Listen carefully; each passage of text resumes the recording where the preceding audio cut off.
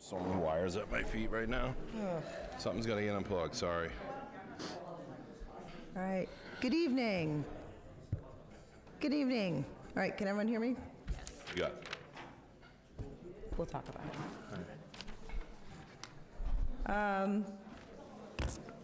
All right, good evening. At this moment, I call to order the meeting of the Hamilton Wenham Regional School Committee on Thursday, April 17th, 2025 at 7:01 p.m. And I will remind you that this meeting is being recorded and live streamed on HWCAM, and I will begin by inviting you to join us in the Pledge of Allegiance. I pledge allegiance To the flag of the United States of America and to the republic for which it stands, one nation, under God, indivisible, with liberty and justice for all.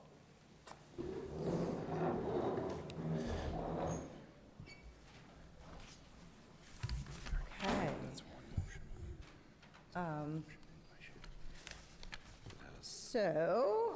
First off on the agenda, we have, you will see it is the reorganization and tabulation of the election results. I am going to read the results of our most recent election. So David Frankel received a total of 1,739 votes.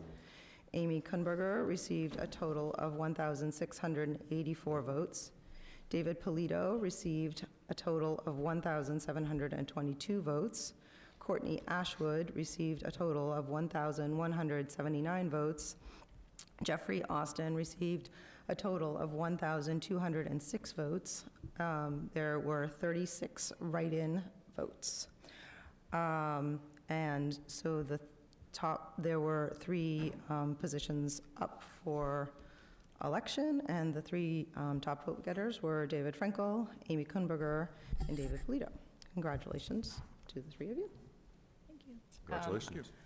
I have spoken with or heard from all of you and the town clerks that you're all properly sworn in and ready to go. Thank you all very much for getting that done. And so, welcome back to the committee. Thank you. All right. First, Julia, can you hear us okay?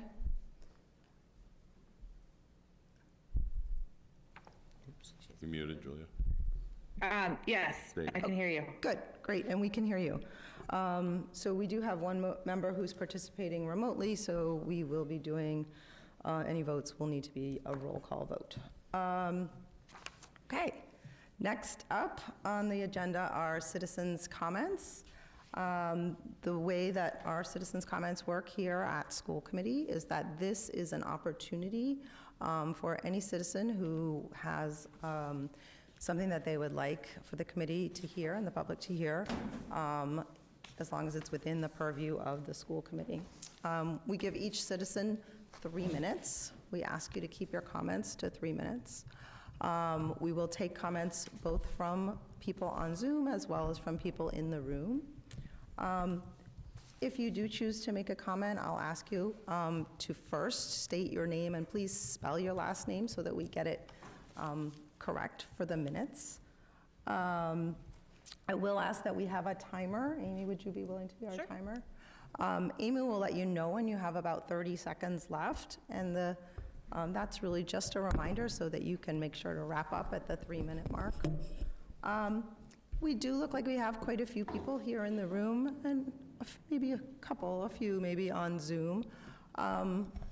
What I will just look to the committee, usually we'll go till about 7:20 or 7:25, and at that point, I'm going to take a pause. We'll check in with the committee. We'll see where we are, and see whether we feel like we've wrapped up comments at that point. Okay. I think I covered it. We'll start in the room. If you're interested in making a public comment, I'd ask you to approach the podium.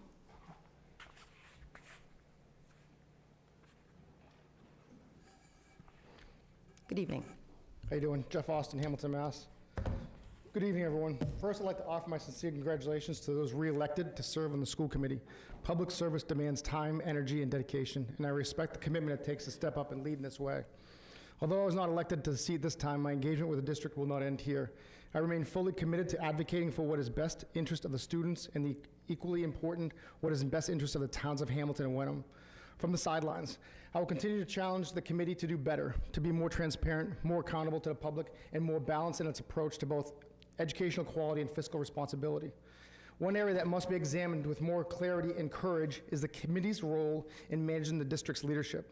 Leadership demands oversight, and it's essential that our elected officials recognize that when a district's direction may not align to what is truly best for the children or the community is meant to be served. Aspirations must be grounded in the reality of what the community can support, financially, logistically, and educationally. I must ask, why for the past 3 to 6 months has the superintendent repeatedly stated, both in public meetings and in communications, that the MSBA would not fund renovation projects? And yet, when directly questioned at town meeting, he finally acknowledged that a revised education plan and a new statement of interest, the MSBA would, in fact, consider supporting renovations. Why is this not communicated to public from the start? Why present renovations as a non-option when that was clearly not the case? Residents deserve full, transparent information to make informed decisions, not selective messaging that serves the predetermined outcome.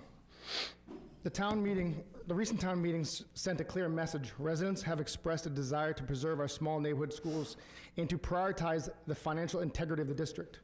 That message should not be brushed aside. I'll continue to hold both the superintendent and the committee accountable to that directive. Lastly, I encourage the committee to open a monthly public forum, a space where residents can engage in meaningful discussion beyond the rigid 3-minute time limit and feel that their concerns are not just heard, but considered. Our disagreements shouldn't divide us. They should challenge us to collaborate more thoughtfully and effectively. This district belongs to all of us, and whether elected or not, every voice matters. Thank you. Thank you.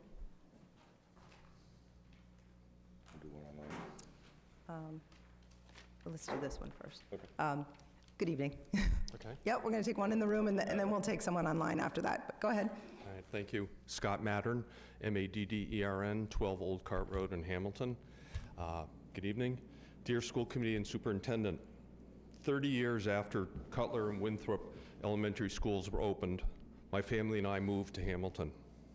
We share the reasons most people move here: schools, community, and the North Shore beauty.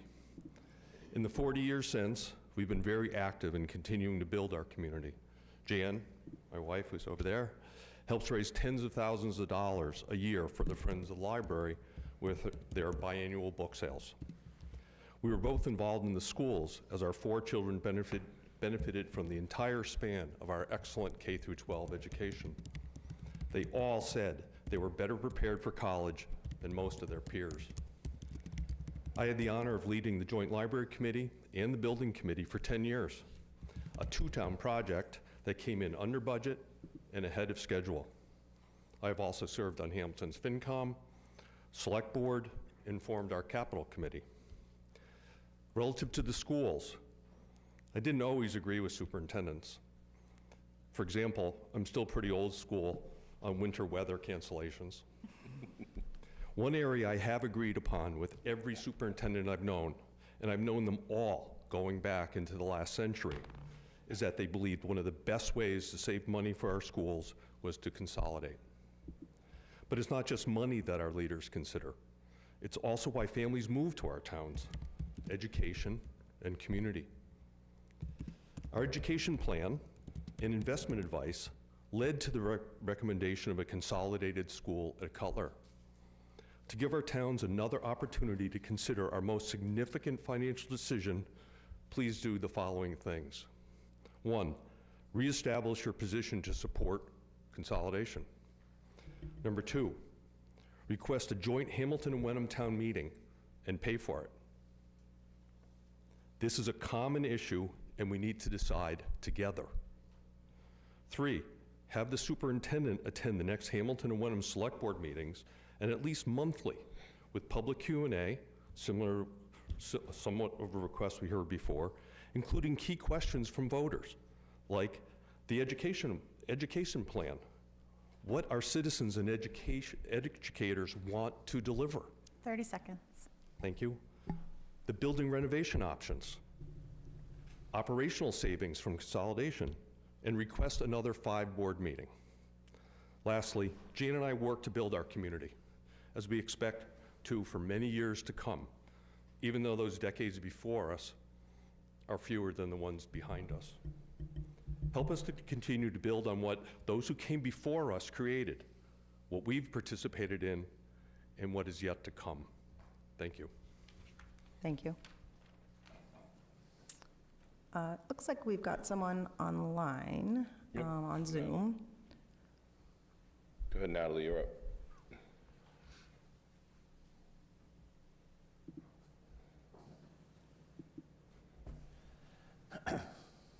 Hi, thanks. Natalie Hildreth, 121 Linden Street, Hamilton. I wanted to make public comment tonight to voice my support of the Consolidated School project at the Cutler site. Both town meetings and the ballot vote showed strong majority approval of this project. I'm asking the school committee to be united in pushing the project to the finish line so that we do not lose $50 million from this state to build a new consolidated school that will benefit all students in grades 1 through 5. I'm asking that the school committee be united in voting that this project be brought again to a special town meeting vote in early June, and that the school committee works to dispel the widespread misinformation in the community regarding renovations and long-term district costs. The Cutler and Winthrop School are well past their prime. They've been maintained to the best of our ability on a limited facilities budget, but we have outgrown them. Their systems are not efficient, they're literally toxic and past their lifespan. Consolidating overhead costs would save taxpayers money in the long run, while creating valuable opportunities. No more transfer bus costs. My elementary kids spend an hour on transfer buses each day. More after-school programming, no costly outdated boilers and electrical systems, more pre-K district enrollment, more teacher collaboration resources, and a greater substitute pool. Less out-of-district placement costs, which are around $4 million, and that doesn't include transportation costs. This would allow us to serve the students with the greatest needs in our district and keep them here.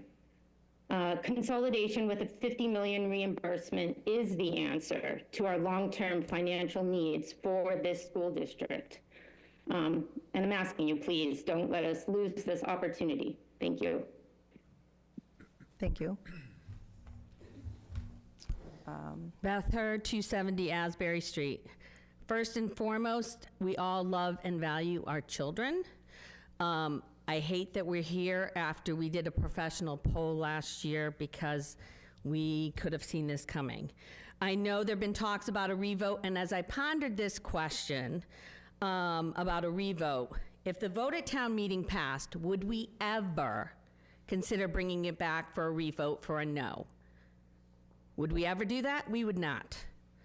So why would we bring the school consolidation back for a revote? It's a basic fairness question.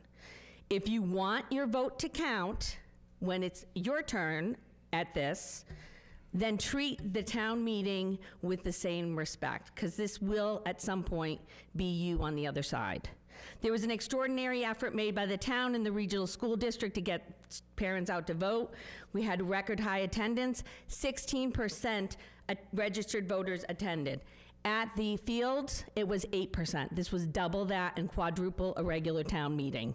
I believe the two towns in the district made extraordinary efforts to accommodate families. We had family-friendly space. We had more families than I've ever seen. The cafeteria was full, off-site babysitting, and the shuttle for the overflow parking. There was lots of chatter that not all the parents could make it.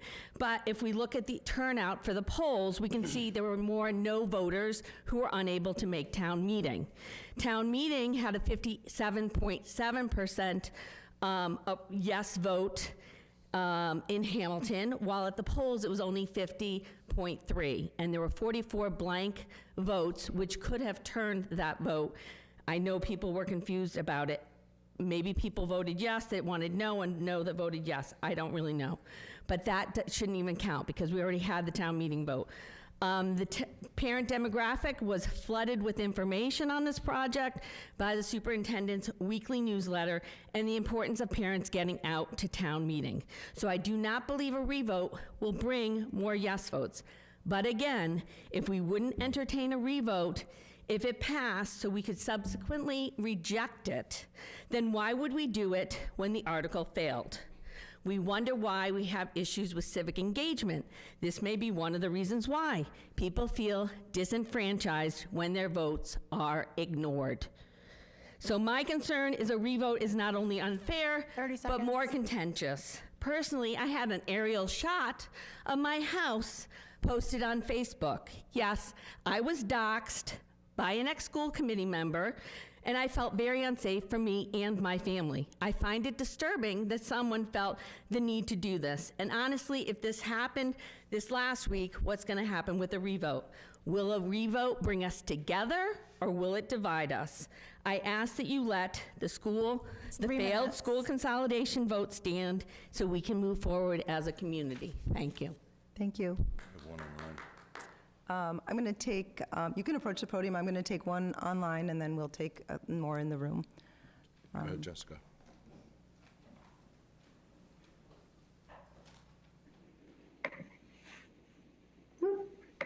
You're up. Hi. Hi. Hi, I'm Jessica Leggett. I'm at 49 William Fairfield Drive in Wenham. And I just have a short statement, also asking the school committee, first, thank you for your time and everything that you do for the kids in our communities. But I'm also asking you to support and continue to put your support behind the school consolidation project. Despite it not getting the 2/3 vote, it did show a majority in both towns for both meetings and then at the polls. It seems to be the most fiscally responsible option.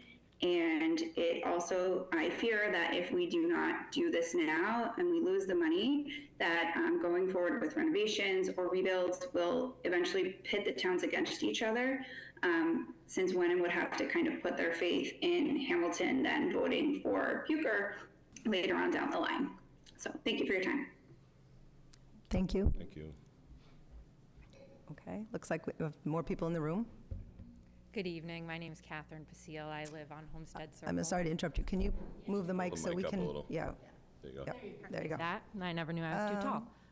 I think so, yep. Okay, hi. Good evening. I'm Catherine Pasil. I live at 43 Homestead Circle. I grew up on Bridge Street, so born and raised here. And I wanted to thank the school committee, first of all, for bringing this effort forward for the past 2 years. I have 2 young daughters. I felt very, very informed. I've helped get my peers informed. I think just the fact that I even know Eric Tracy's name speaks to how well you guys have been communicating with us and giving us information. You know, I saw all the renovation options that were on the table that the school building committee weighed. I really appreciate the construction of the school building committee. Thought there were a lot of knowledgeable subject matter experts on it, which I know from my professional field is always what you do. You ask the experts, and the experts helped us come up with this plan. For town meeting, I did just want to clarify that it was at my urging that the family-friendly overflow room was created, not at the town's. And we did the same thing in Wenham. So I really appreciate you hearing the voters on that. I worked so hard to get all those parents out there, and there were so many more that I know that weren't able to attend. So I do ask, you know, that we take this $50 million that's sitting in front of us, move forward with it. I think a consolidated school would be amazing in this town. Getting the children together would just continue to foster that absolutely unique sense of community we have between these 2 distinct towns that are also one community. Getting them together, letting kids find each other at a young age is just, I hope my 2 girls get to experience that. Also, I ask that you guys bring a special town meeting. I thought Scott said it best. This is a joint decision. It needs to be made together. We all need to get in the room, Hamilton and Wenham, and talk about it. To Jess's point, you know, are we going to renovate 2 Hamilton schools? If we can even get through 2 votes in the next 15 years, God knows what costs will do. Also, the renovation or the consolidation plan in front of us addresses space issues. It addresses ADA compliance issues. It addresses security measures. The thought of people just walking into Winthrop is, don't even want to go where that goes. It addresses the HVAC, the systems, everything that we've just been pouring money into, and allows us to address those all at once. I appreciate that there are certain renovations that could be done for cheaper. 30 seconds. Yeah, but addressing all the issues that we're able to get with 50 million on the table, it's just it's the right decision. It's the right fiscal decision for us. I know the taxes will be hard, but renovation taxes would be harder and longer and more fighting. So again, thank you very much. Thank you. So it looks like we have I see two people in line. I don't know, are other people, if you could kind of give me an indication of how many other people might want to speak? Okay, we'll see. Go ahead. Hi, Deb Safford, Maple Street. So here we are again. We've been here for about a year talking about this consolidation, and there's been a lot of people expressing their concern about the way we're headed and showing that there's some resistance to this plan. And I know people feel really strongly about it, and I appreciate it. It's important that we all feel strongly about these things, but at some point, there's the rule of law. We're a constitutional republic. We're not a democracy. So the rule of law matters. The regional agreement is a contract. It's like a law. And so we can't just change that because we didn't meet it. I mean, that's what the federal government does. That's, and it stresses people out, right? When people are in charge and then they change the rules so that they can get something through that they want, that doesn't sit well, does it? So I know it was floated in Wenham to just change the agreement from a 2/3 threshold to a simple majority, and I think that's a reckless, dangerous comment to even be floating. I mean, that's really crazy to be thinking about doing that. The town meeting votes has already been expressed. It failed the supermajority. The supermajority is important because taking on debt requires more than just a simple majority. And basically the ballot shouldn't have even counted. I've talked to some clerks from years past, and they said, well, if it didn't pass a town meeting, we never would have even counted the votes on that ballot because the two go together. And we've always known took 4 votes, and it was a hurdle. So it was 4 votes. It's not supposed to be the best of, 7 or 8 votes, 4 of the best of 8. Do you know what I'm saying? It's like it's supposed to be 4 votes. So there's a pattern in this district of yes meaning yes, and no means let's just keep trying. The residents see this, they're awake, and I don't think they're gonna tolerate this. We did this in the middle school, and people remember that. In my analogy that I've always used for this last year as a parent, do you want to bring your toddler, you ask your toddler, do you want to go upstairs, do you want to walk, or shall I carry you? Because either way, you're going upstairs. So I think the people who voted in that supermajority that was not achieved, they don't want to go upstairs. They don't want to go to bed. They don't want to be a part of that. They don't want to be carried. They don't want to be forced into this situation where it's a non-choice, right? It's like, you're just going to keep voting until it passes. At what point do we have to show resilience?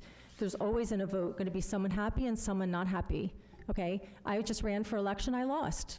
Okay, am I gonna go under a rock now? No. Am I gonna fight it? No, that was what happened. That's great. Congratulations to those who won. You guys were just in an election. You're not gonna, you can't fight it. We have to show resilience to our kids that in life, there's always gonna be a group in a vote who's happy and a group who's not happy. And I think we need to model to our children how to have resilience and not have options up our sleeve to accomplish, come hell or high water, what we want. I think it's really important for the people to come together and show resilience in the outcome and move forward for a better outcome for everybody. Thank you. Thank you. Okay. So looks like we have one more person, and No one online. And is there anyone else online? No. Okay, so I just want, you're definitely going to get a chance to speak, and I just want everyone in the room to hear that I'm saying that after this final person, we'll be done with citizens' comments. So is there anyone else who's going to want to speak? Okay, please approach the podium. Thank you. Good evening. My name's Laura Dias. I live at 11 Bruce Lane in Wenham. I'm a Wenham resident and a mechanical engineer. with a career focused on energy efficiency and sustainability in existing buildings. I emailed a lot of you earlier this week and really appreciate those of you who responded. I'm speaking tonight in support of the proposed consolidated plan. I believe it's the most fiscally responsible, forward-thinking, and equitable option for our two towns. My family and I moved here in 2022, partially due to the school system. I understand the desire to keep the small schools. We live on Bruce Lane. I just walked here. We bought our house thinking our 1- and 3-year-old would walk to elementary school. But prior to moving to the North Shore, my husband and I grew up in Beverly. We spent 11 years in Colorado where I had the opportunity to work in a number of school districts out there. In those school districts, large elementary schools are much more common. I had the opportunity to work in elementary schools both as new construction projects and renovations. I had the opportunity to work with several schools in Denver Public Schools and Cherry Creek Public Schools with enrollments of 700 and 800 students in elementary schools. Exactly what we were talking about. These did not feel like mega schools that people hear about. They felt like small communities. It is a large building, but when you enter, you are entering a small community. And that's what was proposed to the students, and that's what it felt like when you walked in. They were welcoming and student-centered environments designed with intention and care. The architecture firms that specialize in schools do this work over and over again, and they approach it with children's development, emotional, and educational needs in mind. They are not doing this haphazardly. From a fiscal perspective, continuing to maintain our aging elementary schools, I should note also, I've worked with Curtis Whiteman for the last 2 months doing the comprehensive building assessments funded by National Grid on all 5 schools. I have gotten to see the guts of these schools, and as an engineer who focuses on building systems, I am seriously concerned about renovating these schools. The idea that we can put in systems for minimal cost, someone recently floated $10,000 per classroom to me, $11,000 per classroom, it's not feasible. We're talking major infrastructure changes. We are talking about displacing our students and ripping apart our buildings, and based on what I've walked around and the age of these schools and what I've seen in other facilities, we probably have asbestos issues that we need to consider. I'm looking at piping insulation and I'm thinking, well, where are we gonna put the kids while we're doing this? 30 seconds. Thank you. The capital investment required to renovate all of them is more expensive, and we'll be left with buildings that still fall short. They're still gonna have small classrooms, accessibility limitations, inefficient layouts that cannot be corrected with major reconstruction. Without major reconstruction, I'm not a civil engineer. Renovation would cost more and I think yield less. And critically, this plan brings in, the consolidation plan brings in the substantial funding everyone has mentioned from MSBA. I'm worried if we delay or abandon this plan, we risk losing that funding and starting over at a much higher cost. Thank you, everyone. Thank you. Okay, so this time, I'm going to close citizens' comments. And we will close, or I guess Julia's going to still join us on Zoom, but everyone else, if you are on Zoom, should Everybody's up. watch over. Okay, good. I just want to say thank you to all the people that are here this evening. That was a really nice demonstration of the way that everyone can respectfully hear each other and listen to a variety of viewpoints. And I just want to say thank you for that. Appreciate it. Okay. Oh, I didn't do my job here. Hold on. Hold on. I didn't. Next up, we have a reading of a portion of the school protocols. Amy? As elected members of the Hamilton-Wenham Regional School Committee, we, including the superintendent, accept the high honor and trust that has been placed in us to ensure that the students of the district receive the best education possible. To that end, we hereby commit to the following in the conduct of our business. The school committee will demonstrate professional and collegial relations with one another. To this end, members will work to maintain trust and mutual respect between and among each other, the superintendent, and the administration by treating everyone with dignity and respect, even in time of disagreement. All voices and concerns of individual school committee members shall be given equal weight and significance. And I'll also read the next one. Recognizing the importance of honoring these protocols, members will respectfully remind each other when they get off track. Thank you. having not passed them out beforehand, I will read a portion of the mission statement. The Hamilton Wenham Regional School District School Committee's mission is to ensure our schools create graduates with a passion for lifelong learning, together with the critical skills needed to maximize their potential. The Hamilton Wenham Regional School Committee will lead and inspire a district that supports and guides the superintendent to execute and achieve the approved 2024-2025 district goals. Thank you. Next up, looks like we are on the consent agenda. Does anyone have any items that they would like to hold from the consent agenda?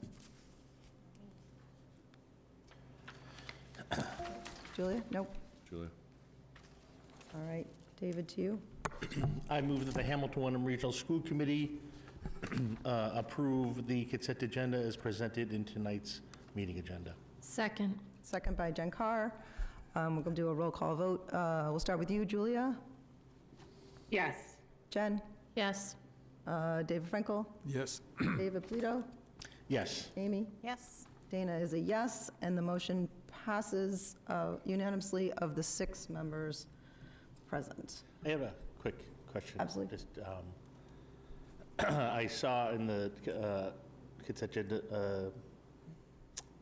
a mini grant for theater consulting services. What is audiovisual and theatrical consulting services? Is that something for a show, or are we still sort of looking for consultants to update the theater itself? So this is the consultants to update the actual microphones, the transmitters and receivers. That's the one the Ed Fund did their fundraiser for a couple weeks ago.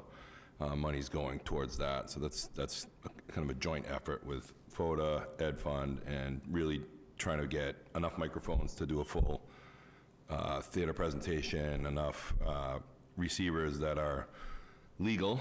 They have to be approved by the FCC now because, so that costs us some money too. So we brought somebody in, we want to bring somebody in to be able to help us to understand what we do, how can we add into our current board. I don't know if the board was recently replaced in our last renovation, so it's really just kind of connecting the dots so that the kids have all the equipment they need to run a good presentation. So, yeah, no, it's just interesting that renovating this older stuff, when you fix some new stuff, you uncover about 5 other things that need to be updated. There's more coming. I just want to add thank you for all the donations. There's a ton. Friends of the Arts, Laboratory Robotics Interest Group of New England, and HW Ed Fund. Thank you. Thank you. Yeah, thanks for mentioning that. I was going to chime in. Oh, sorry. No, that's great. I think that's great. It was nice to see a lot of donations there from variety. Okay. All right, moving on. Next up, we are going to have a presentation and a request from our Director of Nutrition Services, Alani Burns. 1 second. All right, just 1 second. I think we're going to get your presentation up.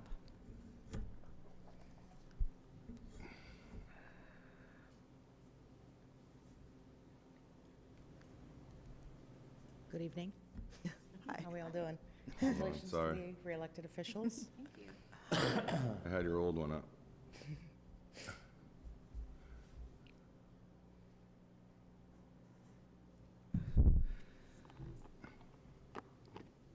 There we go. All right. Sorry. Yeah, it's okay. I'm here tonight to request a price increase for our adult meals. You're asking why? Simply because we're just not in compliance with the state and federal regulations. And how do we know that? We just got reviewed by DESE, our administrative review. We were in our cycle, so our previous was 2019. The current one just happened in March of this year at the Cutler School. The administrative review is part of the DESE's oversight responsibilities to conduct on a scheduled basis in the public schools. Their purpose is to ensure that the school nutrition programs are operating in compliance with both state and federal regulations. It's a 5-year cycle. They have changed it since COVID. Next slide. the finding, one of the results was that our pricing for adults was too low and that we weren't in compliance, so we were in violation of a regulation which is 7 CFR 210.14F, which is stated here. It's a little complicated, but basically it's the purpose of it is to ensure that the federal reimbursement funds that we do get for our student meals are not used to subsidize adult meals. Next slide. There are guidelines and the math of how they figure it out. It is the federal reimbursement rate plus the current USDA food value plus state tax. That's the amount that we should charge. As you can see by the calculation here, it should be $5.37. We currently charge $4, so we are losing $1.37 per meal. Up until today, year to date, we've lost $448.50. So here is the pricing. Current price, increase, and proposed price. We are also adding the student second lunch and student second breakfast. That will ensure that our program is in line with the actual food and supply costs that support the sustainability and the compliance of our overall operation for school nutrition. I think, yeah. So my request is to raise it from $4 to $5.50, and the breakfast accordingly to the graph, which was, sorry, $2 to $2.75. Student second lunch from $2 to $3, and student second lunch from $2 to $2.50. Thank you. I just had a quick question about, well, I have a couple questions. Yeah. Maybe other people do too.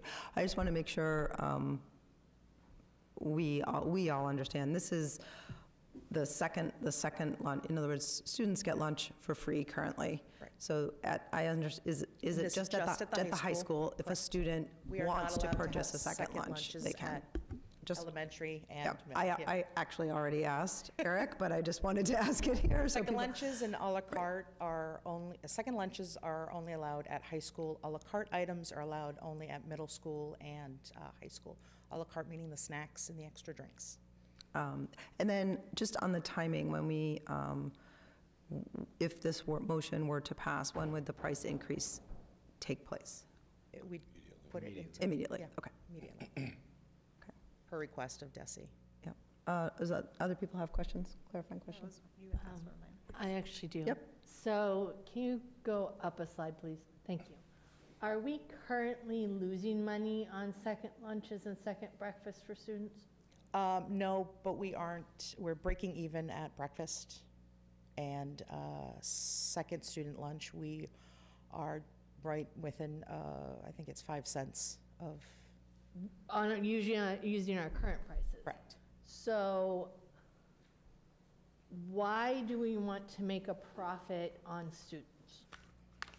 We don't want to make a profit on students. We want to make profit on à la carte items, which we are allowed to do. Then we can. Right, but you're asking us to change the price of second lunch and second breakfast above what students are actually, what we're paying as a district for the cost, so. We don't get reimbursed for second lunch or second breakfasts.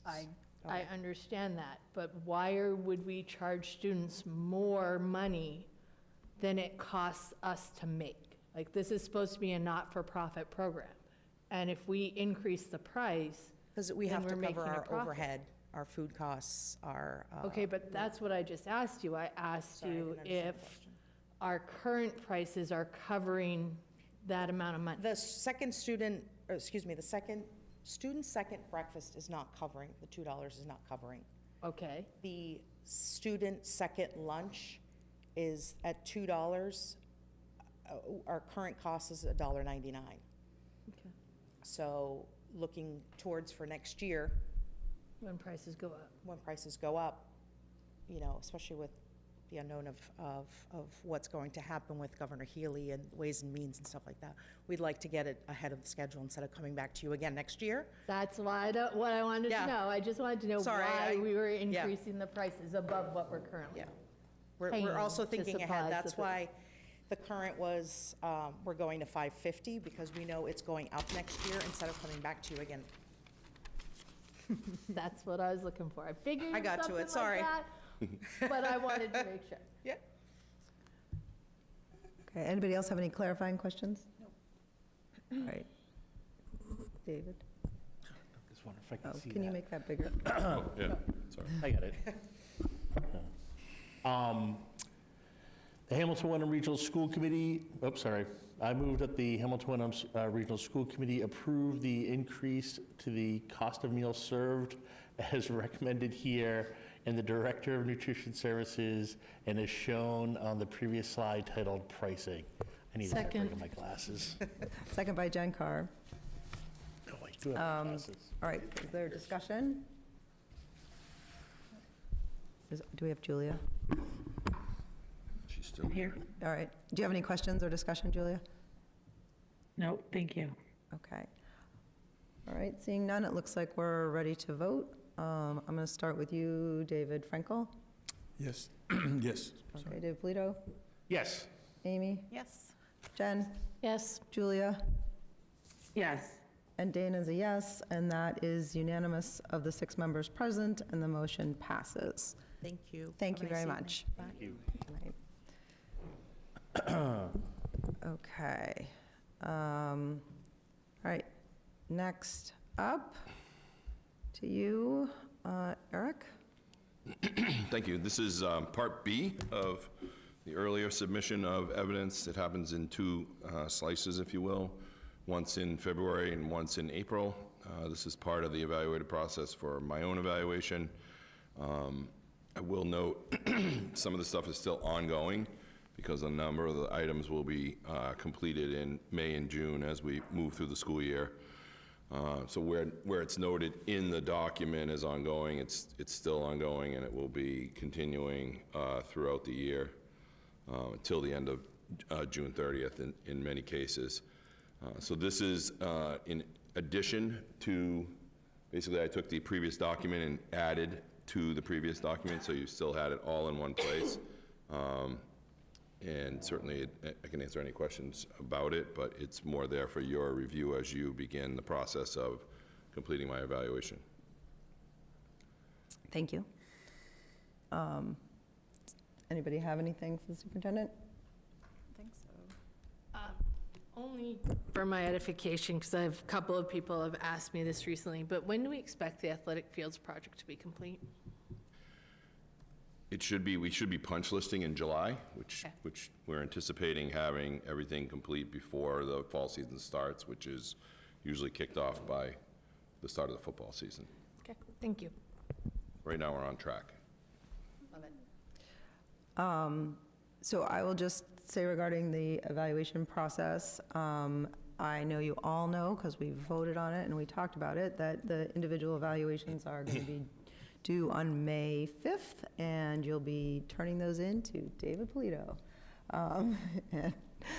I believe that I have sent you all the documentation that you need. If you need something else from me, Janelle did a really nice job at getting the form in a sort of more usable format, so that it should be easier just without all the wonky formatting that we dealt with before. Again, if you need that resent, please let me know. We're happy to get it to you again. And I guess that's it. I encourage you to ask, if, as you dig through, reach out to Eric, ask questions. Yeah, absolutely. If you have questions, please reach out. Okay. Next up is the vote on the last day of school. I got nervous the other day when it snowed. But it looks like we're okay. We'll cross our fingers that we don't get any more late snow. But this is really just recommending that we shift the last day of school, which was originally scheduled on June 17th to June 18th for the one day that I did have to call. So I'm recommending a vote to change the last day of school to June 18th, 2025. Okay. We want to have a motion on that? I move that the Hamilton Wenham Regional School Committee vote to approve June 18th as the last day of school for 2025. Second. Second by Amy Kunberger. Anybody have any questions? Is there discussion? Okay. All right. Looks like we're ready to vote. Julia? Yes. Jen? Yes. Amy? Yes. David Polito? Yes. David Frankel? Yes. Dana is a yes. That is unanimous of the 6 members present, and the motion passes. Thank you. Okay. Hopefully, we don't have to revisit this. Yeah, let's not. I know. Let's. I feel like this is like putting your shovels away. I'm about to take the roof off my Jeep. I thought it was already off. Got the doors. Okay. Next up, back to you, Eric, to talk about the schematic design funding for the high school roof. Thank you. As you know, we were accepted earlier in the year into the MSBA Accelerated Repair Program, ARP program, to replace the high school roof. We finally, after a number of submissions, our roof was old enough to meet their guideline. So the first stage is very similar to the core program, where you need to have a feasibility and schematic design stage, which is much more truncated than the feasibility and schematic design for the core program. So I am requesting that we fund the initial stage of feasibility and schematic design using district funds from the stabilization fund in the amount of $450,000 to fund the first stages of the feasibility and schematic design. What that'll allow us to do is go back to the state to show that we secured the monies needed. They will, in the ARP program, they assign your OPM and your project manager. You don't interview and hire, you don't have to interview. They just assign them to you, and then that gets the process starting so we can figure out what the price and the reimbursement will be from MSBA. So it's a little bit different from the core program, but in some ways similar. Right, I know that there's a very specific motion. Yep, that and it needs to be 2/3. here. Okay, maybe we should start with the motion and then have discussion? You see that there? I'm trying to pull it up on here because I don't think I can read it from Oh. there. My eyes are really Would you like to bothering me tap tonight. someone else? Oh, my glasses. We could do that. Could someone else read it? I'm usually good, but Jen's have it on my Jen's computer. got it, Okay, she's go got it. I move that the Hamilton Wenham Regional School District hereby appropriates the amount of $450,000 from the Hamilton Wenham Regional School District Stabilization Fund established pursuant to MGL Chapter 71, Section 16G, 1/2, for the purposes of paying costs for a feasibility and schematic design for the roof repair and/or replacement project at the Hamilton Wenham Regional High School located at 775 Bay Road, Hamilton, Massachusetts, including all costs incidental and related thereto, said amount to be expended under the direction of the Hamilton Wenham Regional High School Roof School Building Committee. The district acknowledges that the Massachusetts School Building Authority's grant program is a non-entitlement discretionary program based on need, as determined by the MSBA, and any costs the district incurs in excess of any grant approved by and received from the MSBA shall be the sole responsibility of the district, provided further that the amount appropriated shall be reduced by any grant amount set forth in the project funding agreement that may be executed between the district and the MSBA. Second. Second by Amy Kunberger. Thank you for reading that, Jen. Okay. People have questions? First, let's start with questions. Yeah, I must admit I was a bit shocked when I saw that amount. Can you explain why I thought what we were doing was just replacing the roof as is, rather than designing a new roof? And I'd previously had one vendor, a well-respected roof vendor, ballpark this at about $2 million. That's ignoring subsidies. So I'm curious as to how I mean, this is a bit of a reputation of MSBA adds a lot of cost because they have a lot more structure that they demand of these sort of projects. Is this the best way to go about it? When I guess my mental picture was get 3 bids from major roof vendors to replace it and see where that lands. Yeah, the kind of safety of the MSBA program lies in that feasibility schematic design. They actually take the time to go through the roof to make sure it's structurally sound, to make sure that what's underneath is not water damaged, doesn't have to be replaced. So kind of hidden costs, if you will, that you can't see.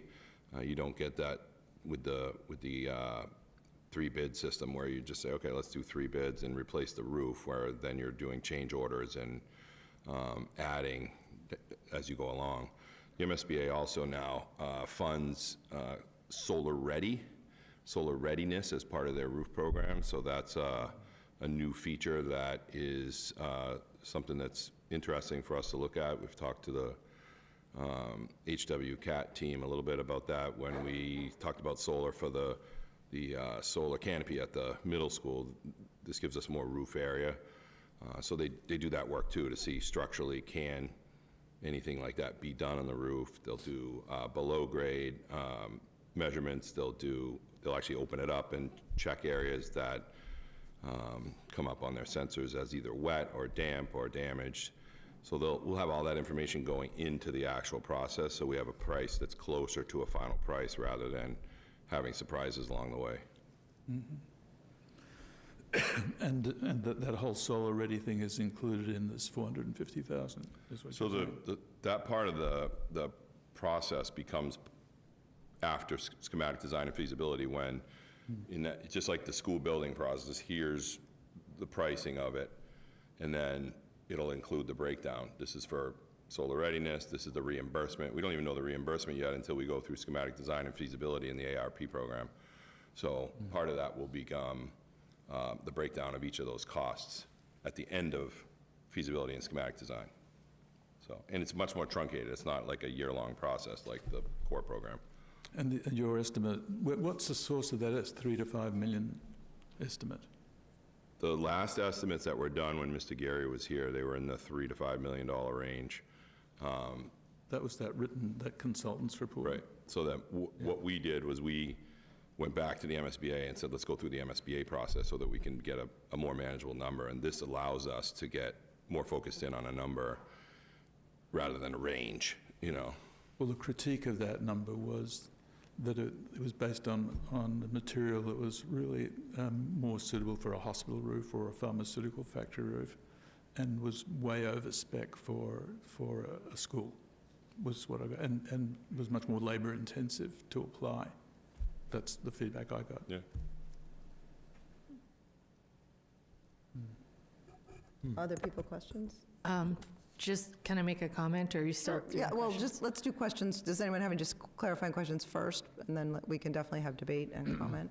I was just going to say, is this feasibility and schematic design reimbursable?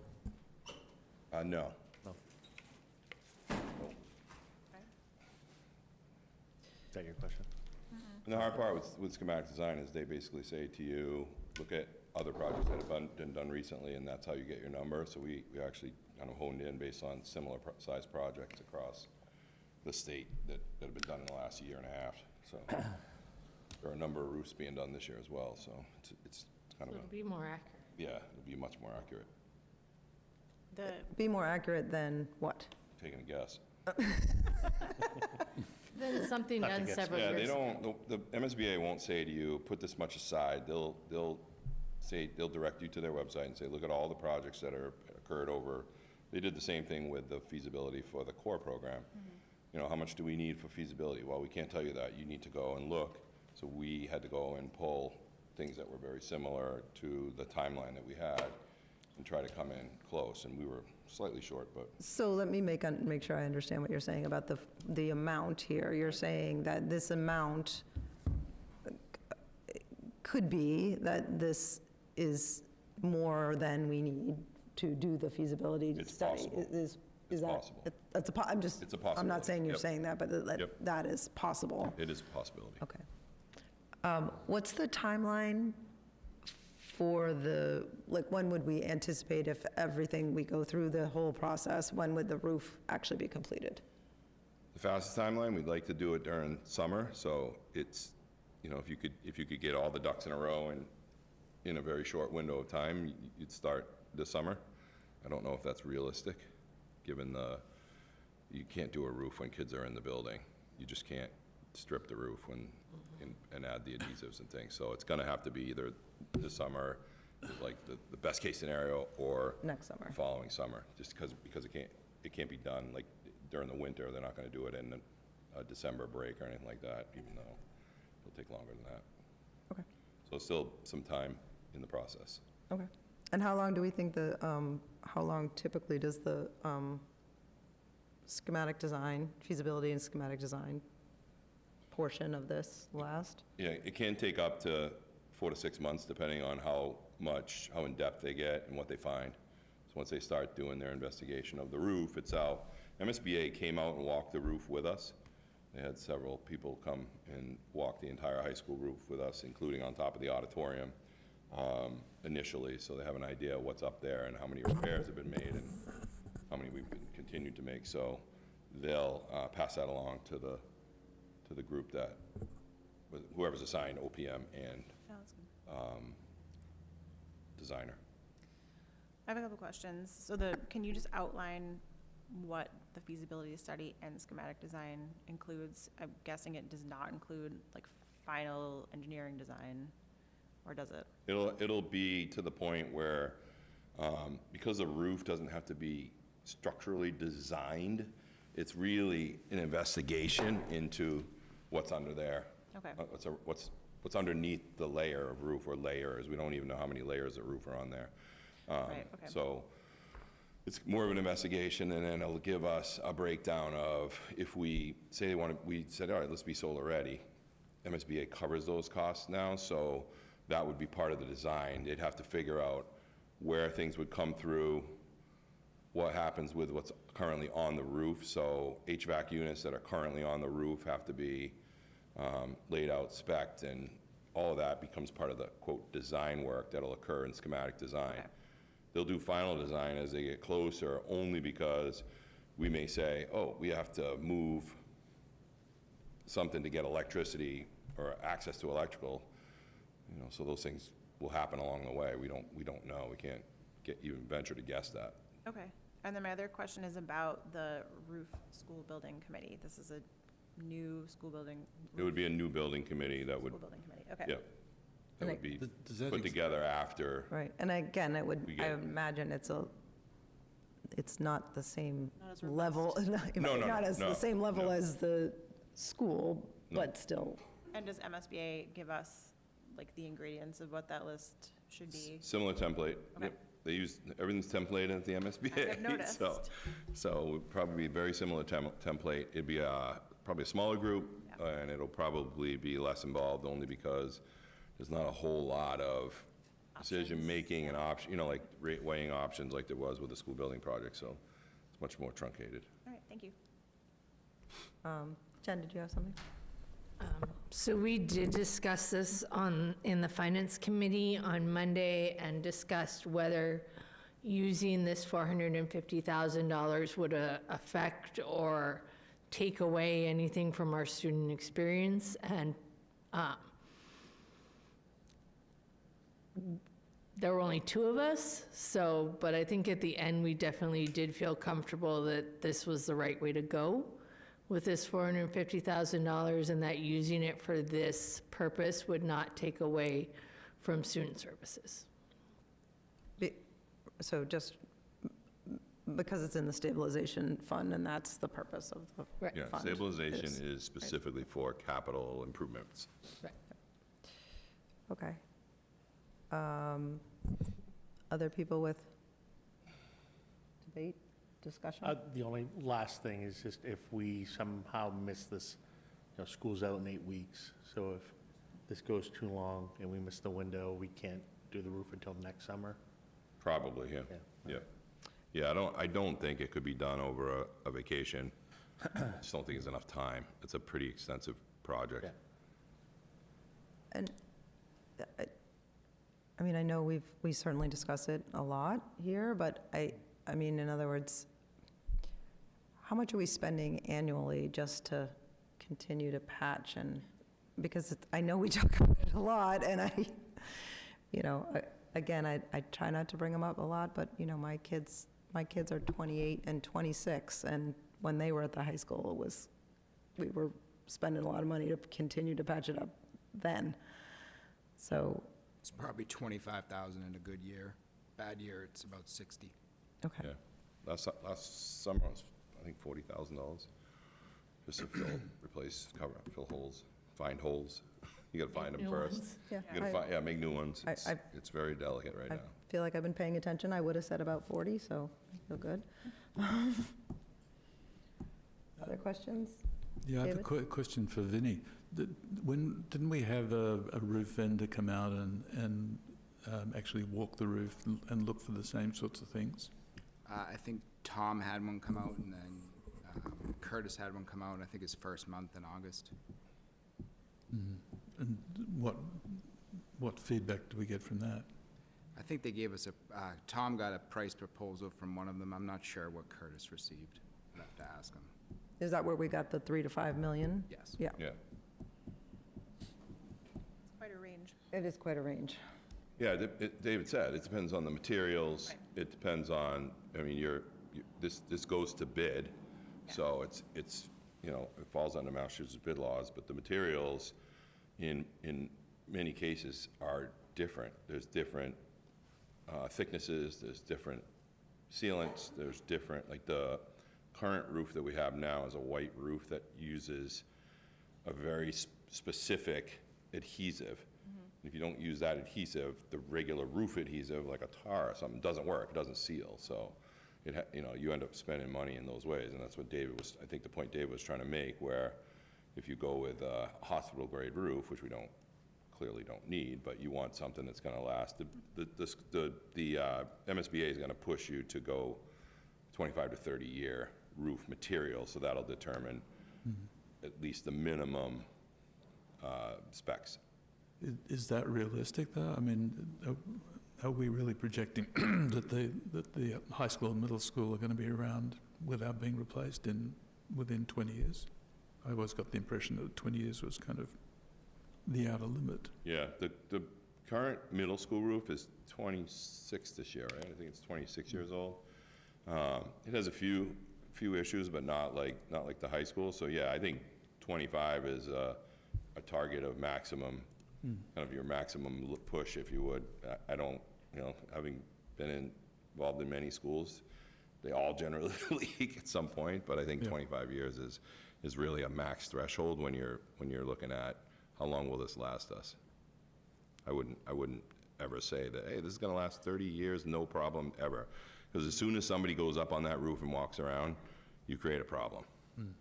It's just inevitable. And the older it gets, the more fragile the material gets, and the easier it is to ruin. And the reason we did this too is also to not go to debt service, to be able to say, oh, let's take out debt service. We have the money, and this is one of the uses for it, so that we can at least get the process started. Yeah, this is the purpose of having Yep. that stabilization fund, is the purpose. So, And the school building committee for the roof will be only formed when exactly? And Once the MSBA gives us the go, then I would put the committee together and bring that back here. okay. Yep, this approval goes to them tomorrow. If it gets approved, I would send it to them tomorrow and say, we've been approved for funding out of our stabilization fund. They would then initiate the process of assigning the OPM and the designer, and then it would go forward from there. At that point, I would say, let's put together the committee and put the word out for members of the committee. And I don't know off the top of my head how many people are on that committee, but everything at MSBA has a template, so I'm sure I'll receive a template from them. It's the outline, so. But the formality is the school committee forms that under your guidance, right? Correct. Yep. Yeah, we'll do the same thing that we corrected with the original core process with the building to say, here's a recommendation, bring it to committee, committee approves it, and then they take over from there. And they basically are approving expenditures. In a case like this, it's usually in short bursts, not monthly, like a school building project is a monthly reimbursement over time. Yep. This is in, I think, minimum, is it minimum 50,000? I think it's minimum $50,000 before we can start asking for reimbursements, so it's just different time span. So they would manage that part of the process, and then any changes that came up or any issues that came up along the way, the building committee would decide what to do. Okay, thank you. All right, anybody have anything else? I'm sorry, I think that I have one more. I think you said, I know we don't know, but when you did, when you look around to other roof projects, are we able to sort of look at a ballpark for what the reimbursement might be? I know that it's such a hard question, but.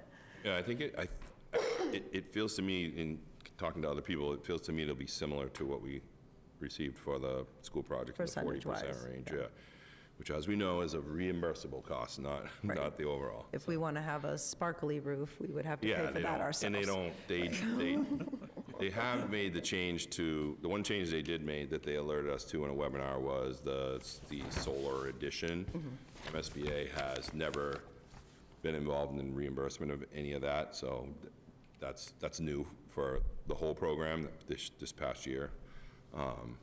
So that's an interesting thing to look at too, because I think they're reimbursing that at 100%. Right, but it's just the solar ready, not Solar ready, right? yes. They just do it. Yeah, so then that- you'd work with a vendor To get the to solar. get the solar panels, and similar to some of the other things that we're working on right now. Okay. All right. Anybody? We ready to vote? I'm ready. Like we're ready to vote. All right, everybody clear on what the motion is? Yes. Yep. All right, start with you. David Frankel. Yeah, by me, yes. David Polito? Yes. Amy? Yes. Jen? Yes. Julia? Yes.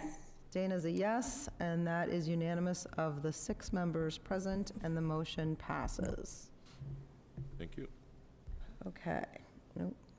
I put it on the wrong thing. Okay, there we go. So next on the agenda is a discussion about the elementary school project votes, and where to go from here. So I think we're all aware of the results, which was we had 2 town meetings and 2 ballot votes, and the proposed consolidated elementary school project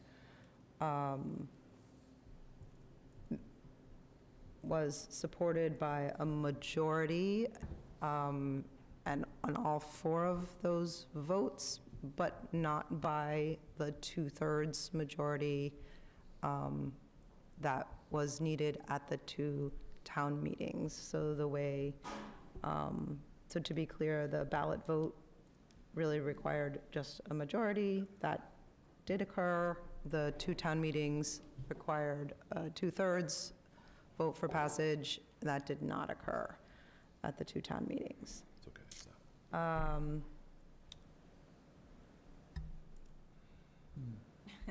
I'm opening it up for discussion, if anyone, I think of note was that the Hamilton vote was what really shocked me. It was almost line ball in the ballot. correct, the Was- Hamilton was ballot, the just shy Hamilton of a ballot vote 50-50. was quite close. Yep. And that seems to me to make it really difficult to get to 2/3, if 2/3 remains the threshold, just because it has to move a lot. Wenham, not so much. Well, the 2/3 is going to remain the threshold no matter what, because it's part of the regional agreement.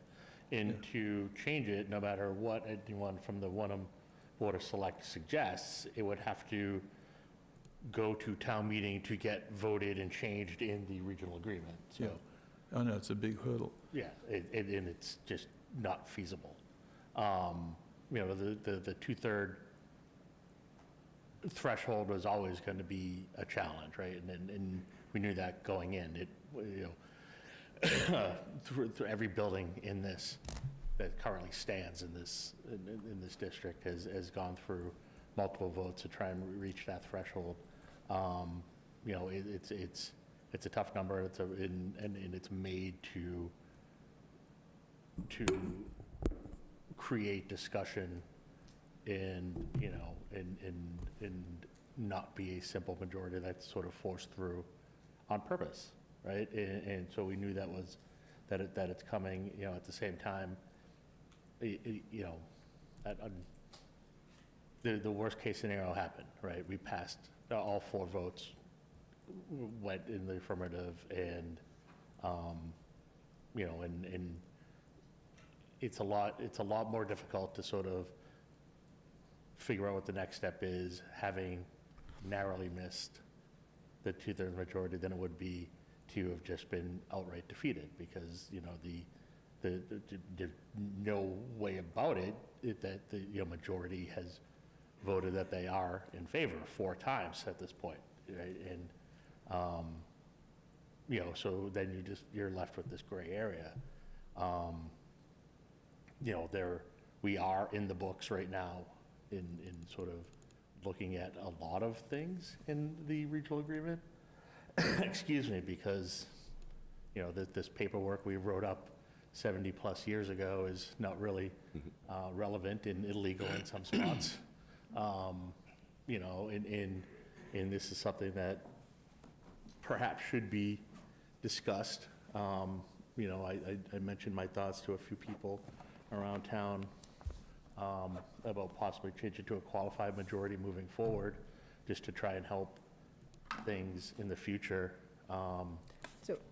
But I don't think that's right now, but I do think that, we should continue to move on, and if the MSBA is still willing to give us a, second chance to try and get this through, I think it's our sort of responsibility and duty to, not only try to push this project through, I don't know if pushing it through is really the word I want to use, because it seems like I think that the people who aren't in favor of the project do feel like it's being pushed down their throat, which, I don't want to do, even though I do firmly believe it is the right decision. I do respect that it's not the right decision for for everybody in the town, but I do think it is the right and best decision for this district and our students. So that's why I'll continue to, advocate for it and fight for it. And I'm happy to, put together, a motion to actually try and get another town meeting up, within a certain time frame. So, Do so. can I, I'm sorry, go ahead. No, that's what. I don't know if it would be helpful, like, that was a lot, and that was, I don't know if it'll be helpful to sort of just, and Eric can make sure that I'm getting it all straight, but just to sort of say where we are in terms of our speaking with the MSBA about what's possible. So, if that's, and Eric can, Well, could but, we, so the I'm sorry, go I ahead. was going to say, can we also review the possibility of alternative scenarios? Well, we can't, because we're, again, right, we do, we had an interesting agenda tonight, and maybe it was done on purpose. But like in talking about the MSBA process for this roof, right, and just sort of everything else that we're going through, right, this idea of, one, what is required by the MSBA, this sort of rigid sort of guideline of needing a feasibility and schematic design for a roof, right? And you're thinking, as we all did, and the discussion just sort of said, that, it's a roof. Why would you need that for a roof? But however, there are these guidelines that are very, very strict that I think is sort of keeps getting lost somewhere in the messaging, right? That, yes, we entered into this project, and as we sort of kept making decisions along the way, that our sort of ability to flex lessens, as we get deeper into the project. The idea of the fact that, can the schools be renovated? Yes, they physically can be renovated. Yes, the, MSBA does allow to do that, but not in this project, not in this scope, not right now, not where we are. As I We would have understand to put this aside. Yeah, you have to right? The apply, $50 yeah. million is gone, And start over. and then we have to start over. So can Right? I'm just And gonna. the idea in that as well, which I think is not being, we're not doing a good enough job on our end to sort of convey out, is this idea of what exactly an ed plan is, in the idea of like, oh, we can just change it, right? Like, sure, we can just change it. But Okay, like, that's so- not what, when we came together and had all the experts, get all the experts in the room to say what is best for the learning and future of our children, right, in our district, and we created this ed plan, and then we created a building project around it, to then say, oh, we can change the ed plan. That's you're going back and sort of saying that, like, okay, well, we don't care what the experts had to say about what's best for our children, right? Because I think we can fix these smaller schools, right? And I don't care that somebody else is sort of has gone through and done all this research, right, to say that why this makes the most sense. And I don't care that architects and engineers came in and said, it makes more sense to build a new school than to try and recreate, something that's on a limited footprint, right? So sure, it's physically possible. There is the ability to do it, but you're ignoring all of this, right? That all this work that's been done for far more. Someone said that they've been here for a year. I've been here doing this since 2018. It's been far more than a year. Excuse me. And we're here right now. We have, if the MSBA is giving us one more shot to do this, it's our job to make sure we try and do this, because once it goes away, it's gone, right? So Ann Minwas, I think, had the best sort of, said the best thing, which she said, it's just a $50 million check being burned in front of us. Well, Okay, so I think, I do want to give you a chance to Yeah, respond, but I want to, thank you for all that, and I'm sorry to step on you. That's okay. I do want to sort of back up just a little bit, just because I think I want to give a little bit of framework. David touched a little bit on where we are right now. So the way the MSBA project process works is that from the time the MSBA approves the project, you have 120 days. The district has 120 days. And in that time, we have to meet the steps that I outlined at the beginning, which would be both town meetings. That does not come from the MSBA, that comes from us, but we have to meet our requirements. Our requirements are the ballot votes need to both be at a majority. Again, that occurred, so that happened. Both town meetings would need to be at a 2/3. From the point of view of the MSBA, my understanding, and Eric can, see whether I'm on track with his understanding, but my understanding from listening to the MSBA is that within that 120 days, we can do what we want, and as long as it occurs in those 120 days. If we were to say we'd rather have a town meeting in August, that would be outside of the 120 days, and we would then need to ask the MSBA for an extension. Currently, we're still within that 120 days. And so from the point of view of the MSBA, we haven't either succeeded or failed yet. They're just waiting for us. Does that make sense? I'm just trying to, and I know you are waiting to speak, David. I just wanted to make sure No, fair enough. that I wanted to give sort of context about where we are right now. Yeah. So I don't know if anybody, so go ahead, I'm sorry, thank you for waiting. The two categories of scenario that I would have liked to have seen costed, just to see how it did stack up, were one is, my understanding is some school districts choose off the table plans that MSBA have standardized plans rather than custom built, and the cost per square foot, as I understood it, is considerably less.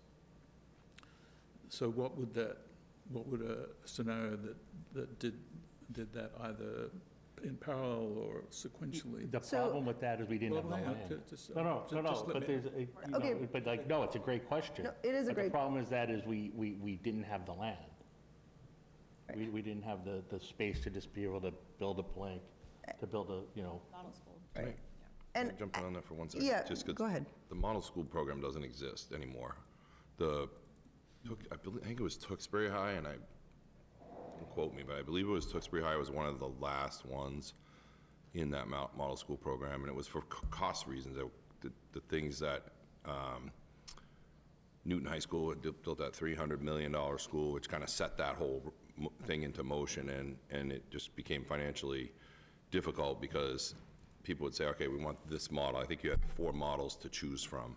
They would say, we want this model, and by the time they built these schools, it didn't fit what they needed in the end. So I think they have steered away from that program. I don't know that they offer the model school program anymore. They did it for a while, because I was principal in Wilmington, the next town over from Tewksbury, when they had selected to be in the model school program. So I think that high school was one of the last ones that was done. And I do, like, I genuinely, and it's okay to keep it, I want you to continue to ask your question. Okay, yeah. But I also do want to say, the reason I sort of frame that at the beginning is I want to really, all of us to think about the moment that we're in now. And the moment that we're in now, what I just talked about the decisions about what, if anything, is our next step. Yeah, no, thank And the moment that we're in now, we're just talking about the particular project that's before us, because there's no option in this next in this moment to do a different thing.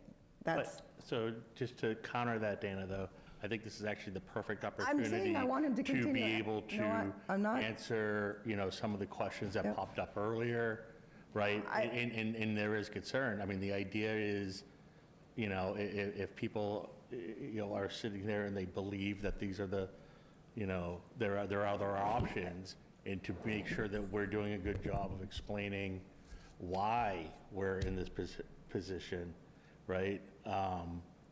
Hopefully,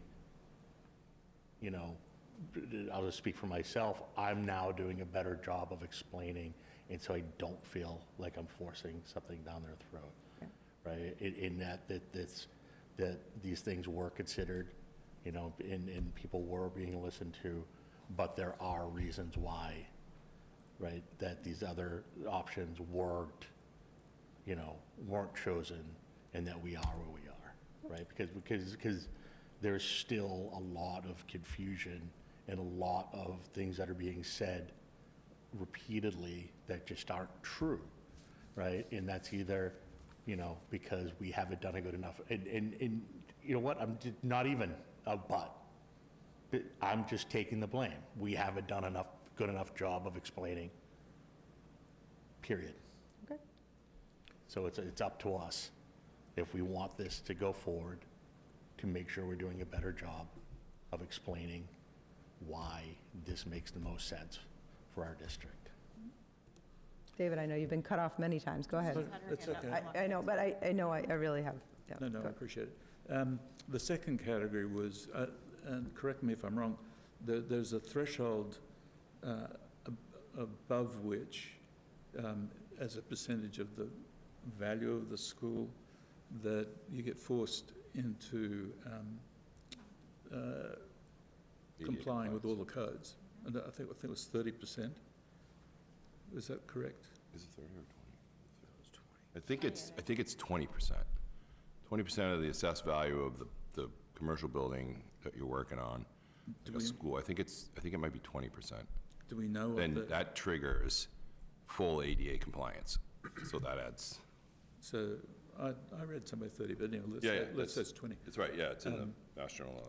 And so, one of the things that I've heard floated is the idea, look at all 5 schools, set that 20% threshold. What could meaningfully be done within that isn't necessarily MSBA, although I don't know that MSBA doesn't support that, but let's say they don't. There are, Mass Save and tax credits and so forth for certainly certain categories of improvements.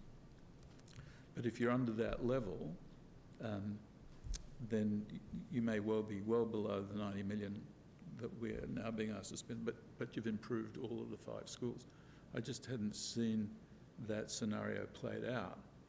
And I think that's one possibility for a plan B, assuming that what I see in those Hamilton numbers is a really, really steep climb to get through the current proposal. So I'm not really clear. You're proposing we update the schools as little as possible to not trigger that threshold, or? To update as much as possible without triggering.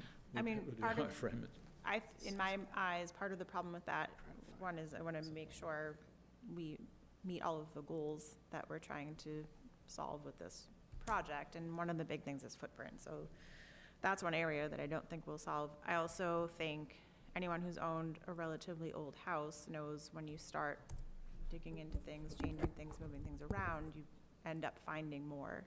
So I feel like it would be a really risky thing to count on, that we could just stop at that 19% or whatever the percentage is. Well, that's what I would want to see tested, rather than just to assume that it's a fair comment. But my first part, I mean, that is the part I'm mostly concerned with, is that doesn't solve the footprint problem. Yeah, somebody made an interesting suggestion to me earlier in the week, actually, which was that given the declining enrollment in the high school, middle school,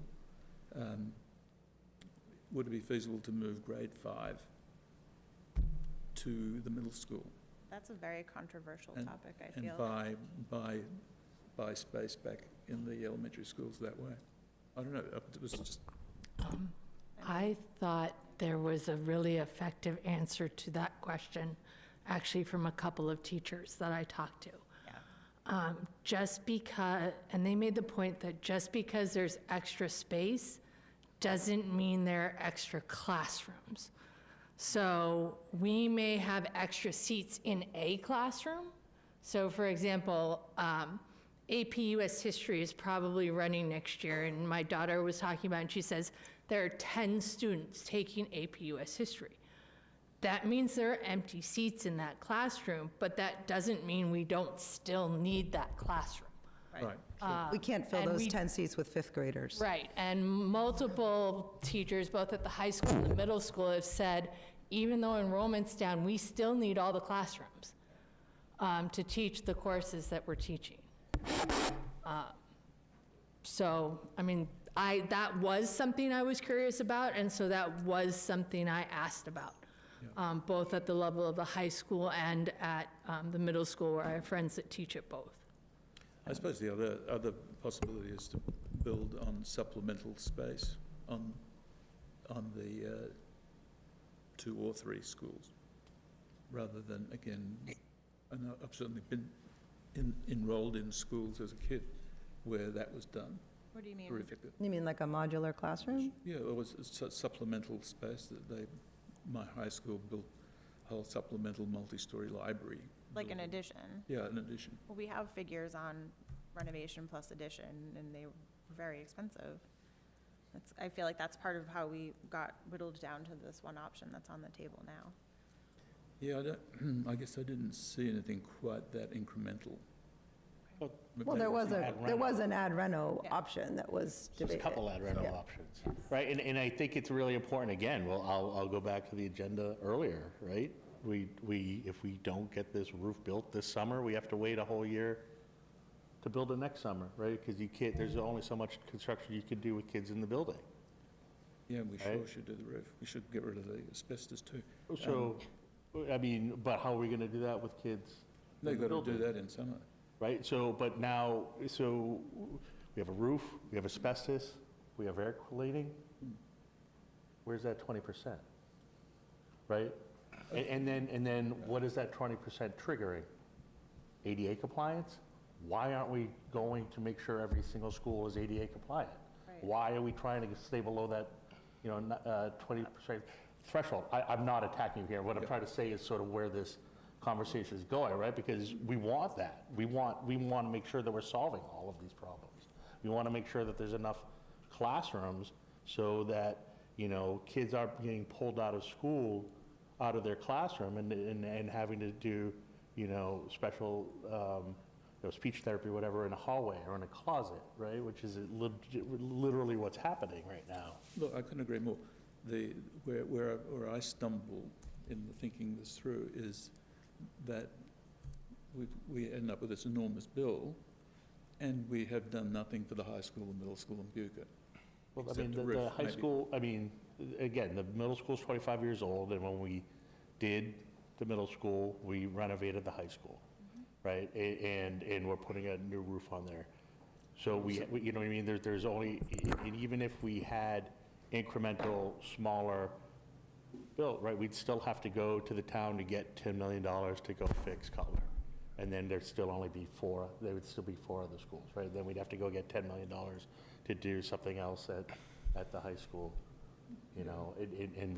and there's no way, we can go to town meeting and ask for. I'm sorry, can you guys, both of you need to speak into just your pull your microphones? mics closer. We- People we can't hear. We can hear you, but I guess the people at home. I guess my and- problem with all that is we're guessing too much. Sorry.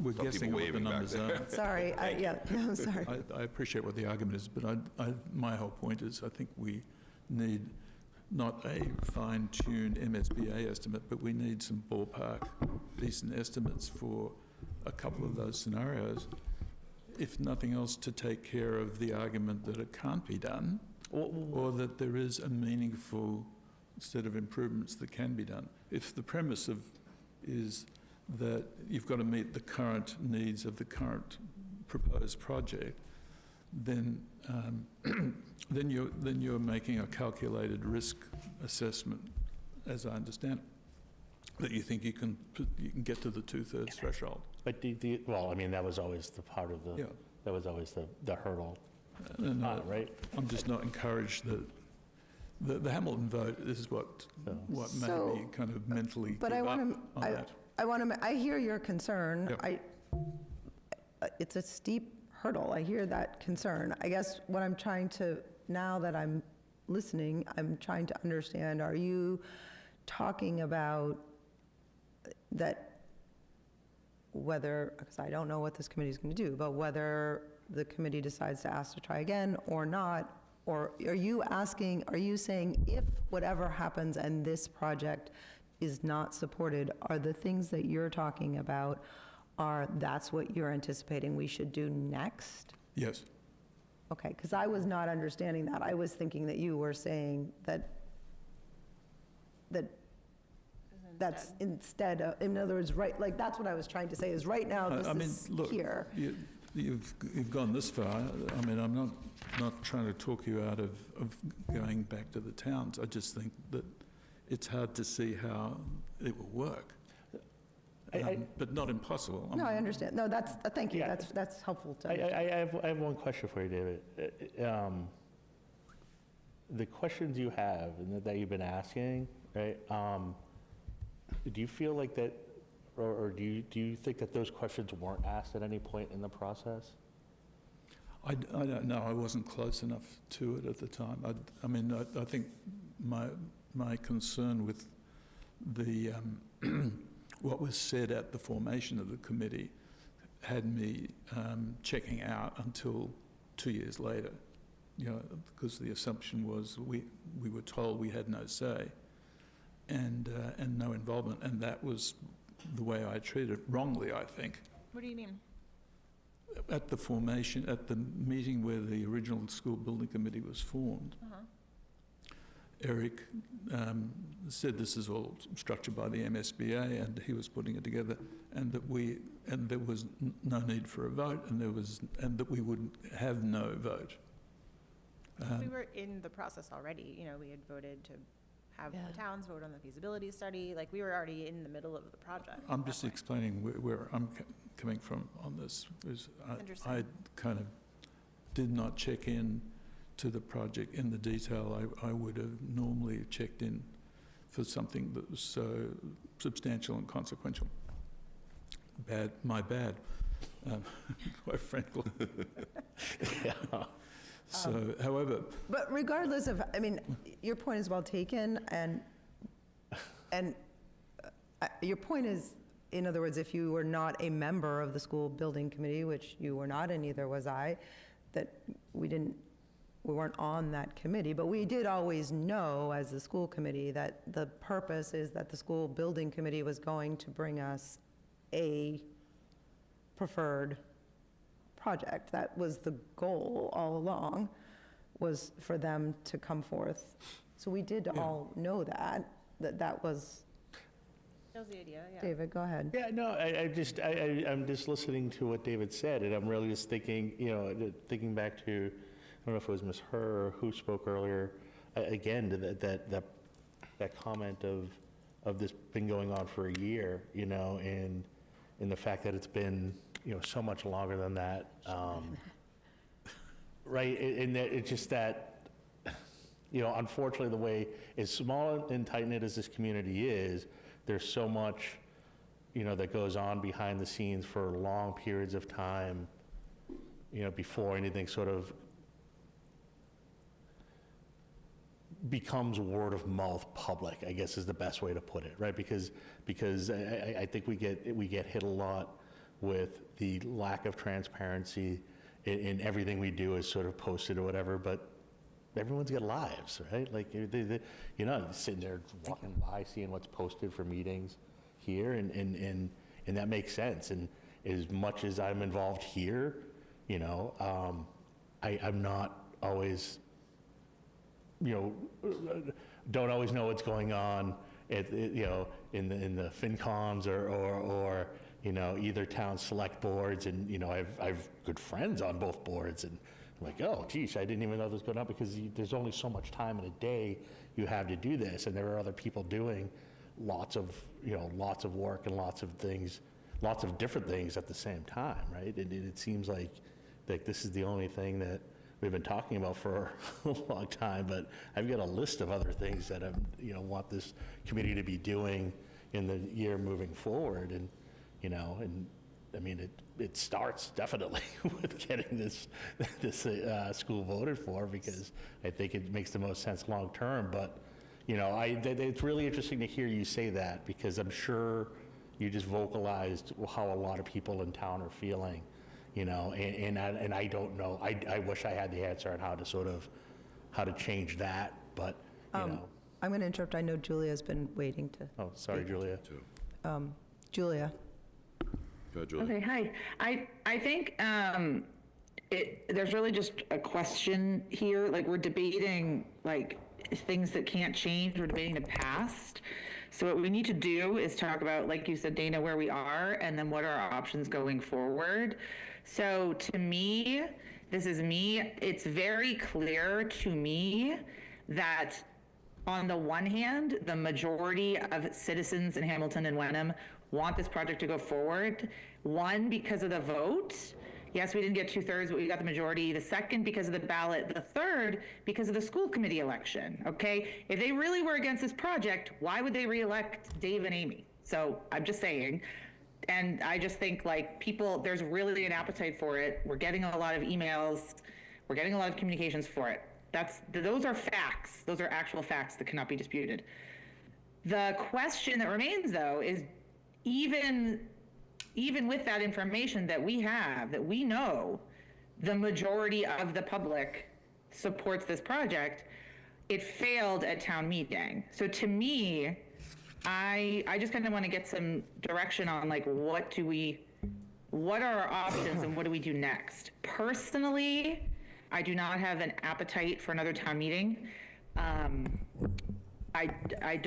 That's just me personally, but I think, I don't know if there are other options. I'm fully in support of this project. I've been in support of it the whole time, and I don't want to, number one, give up on my ideals, and number two, let down my constituents. So I guess I'm just wondering, like, where do we go from here when we know that people support it, but it failed because of the 2/3 ballot? Like, what do we do now? And I don't know if there's a debate about this, but I guess I want to see, like, where can we go forward from here? What are people thinking? Okay. I think people probably have things to say about that, I'm guessing, but I know that Jen has also been waiting to talk, so if we can, I'm going to let Jen talk, and then I do think people probably have things to say about what you're saying. Go ahead, Jen. So this was a decision that I've been thinking about since town meeting and I've been struggling with. Because prior to town meeting, most of the people who attended school committee meetings and most of the people who sent emails were not in favor of consolidation. Since town meeting, I've been able to see that both communities supported this. No, we didn't get the 2/3 majority, but we still got substantial majorities at town meeting in both towns. Wenham was only a few votes off. I think it was less than 20. You're right. And in addition, the emails that I have received in the last 2 weeks, so since town meeting and the ballot vote was had, I haven't run the percentages, but I would say over 95%. Like, we're talking high double digits of families that have emailed me in favor of this project. I have received more emails in the past 2 weeks in favor of this project than I have against this project in the last 3 years. I think we would be doing our constituents a disservice since pretty much almost everybody who has contacted me has asked us to bring this forward again.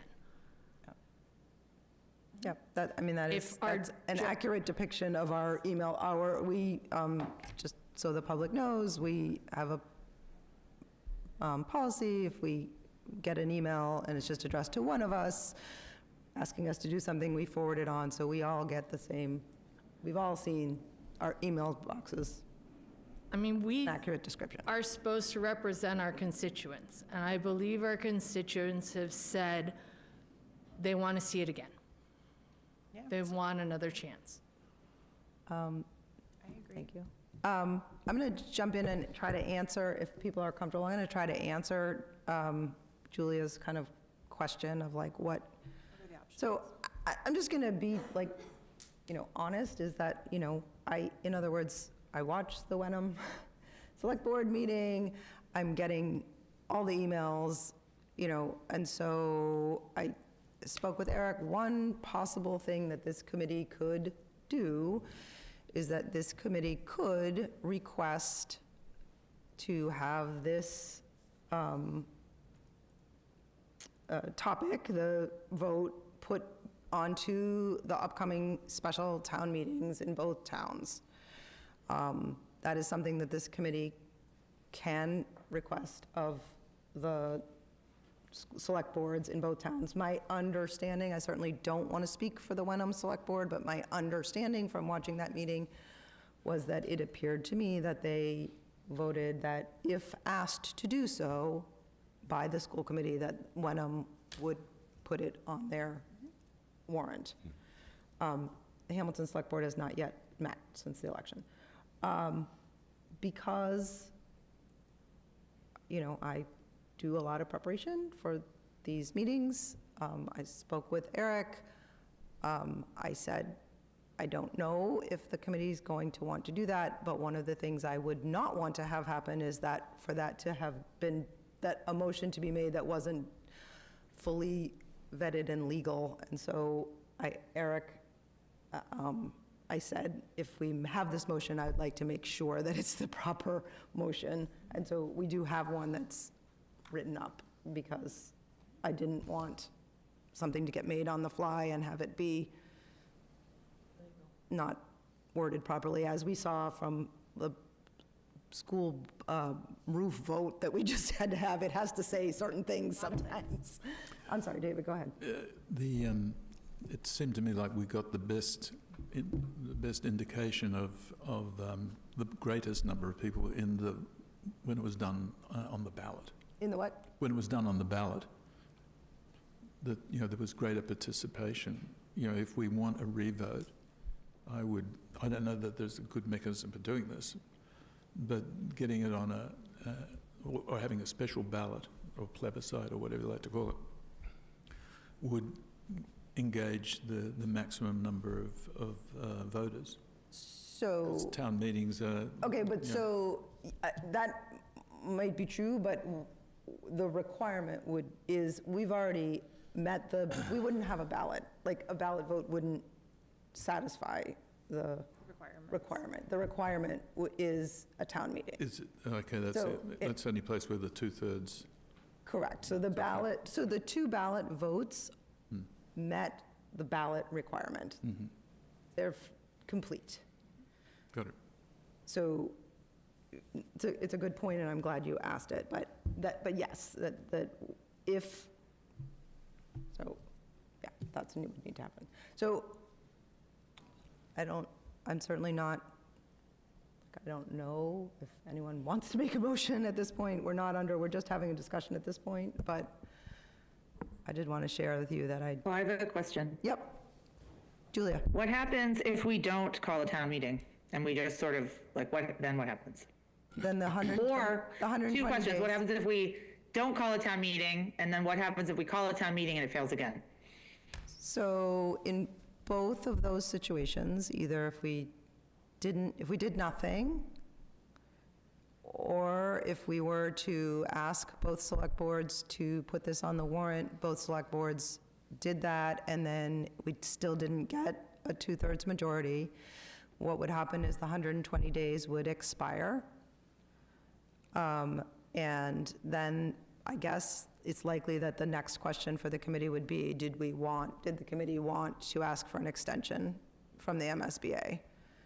And we don't know. The MSBA has said that they kind of won't entertain how likely that would be to occur. Like, they're not going to tell us in advance whether or not they're going to give us an extension. They are not commenting on that until, does that answer your question? Yes. So, in other words, yeah, so. To expand on that a little bit. Yeah. Either way, you have to notify the MSBA that you don't intend to continue with the process. So to answer both your questions, Julia, is the same answer. Either way, you have to let the MSBA know that you won't be continuing with the process or that the vote failed. I would believe both of those outcomes would have the same outcome at the MSBA. They would say, thank you, okay, apply next year again. Okay. So, does anyone have a motion? I do. I have two motions. Okay. I move that the Hamilton Wenham Regional School Committee directs the committee chair to formally request that the select boards of the towns of Hamilton and Wenham each include an article on the warrants for a special town meeting to be held no later than June 26th, 2025 for the Cutler School project. Second. seconded by Jen Carr. So, if I understand the warrant correctly, this is a request. It would go to both select boards, and then the select boards would vote as to whether to put that They on the warrant. vote asking you to contact the select boards to ask them. I'm sorry, oh, not we, I would ask the Yes. select Yes. board. Oh, Oh, actually, dependent on True, new true. business, section F. A person sitting here will ask. Whoever's in the seat. Whoever's sitting here in half an hour. Okay. All right, does anybody have any further discussion on the, so just the one thing, the June 26th, I guess I'm taking it is either the 120-day threshold? it is 120 days, Oddly, the 120th day, which happens to be the day that Hamilton has scheduled there. is Coincidentally, it's not, literally a, couldn't have picked that if we wanted And to. it couldn't be the worst special town meeting that we could ask for. Right. So, right, right, so. I do have some, I have a question. I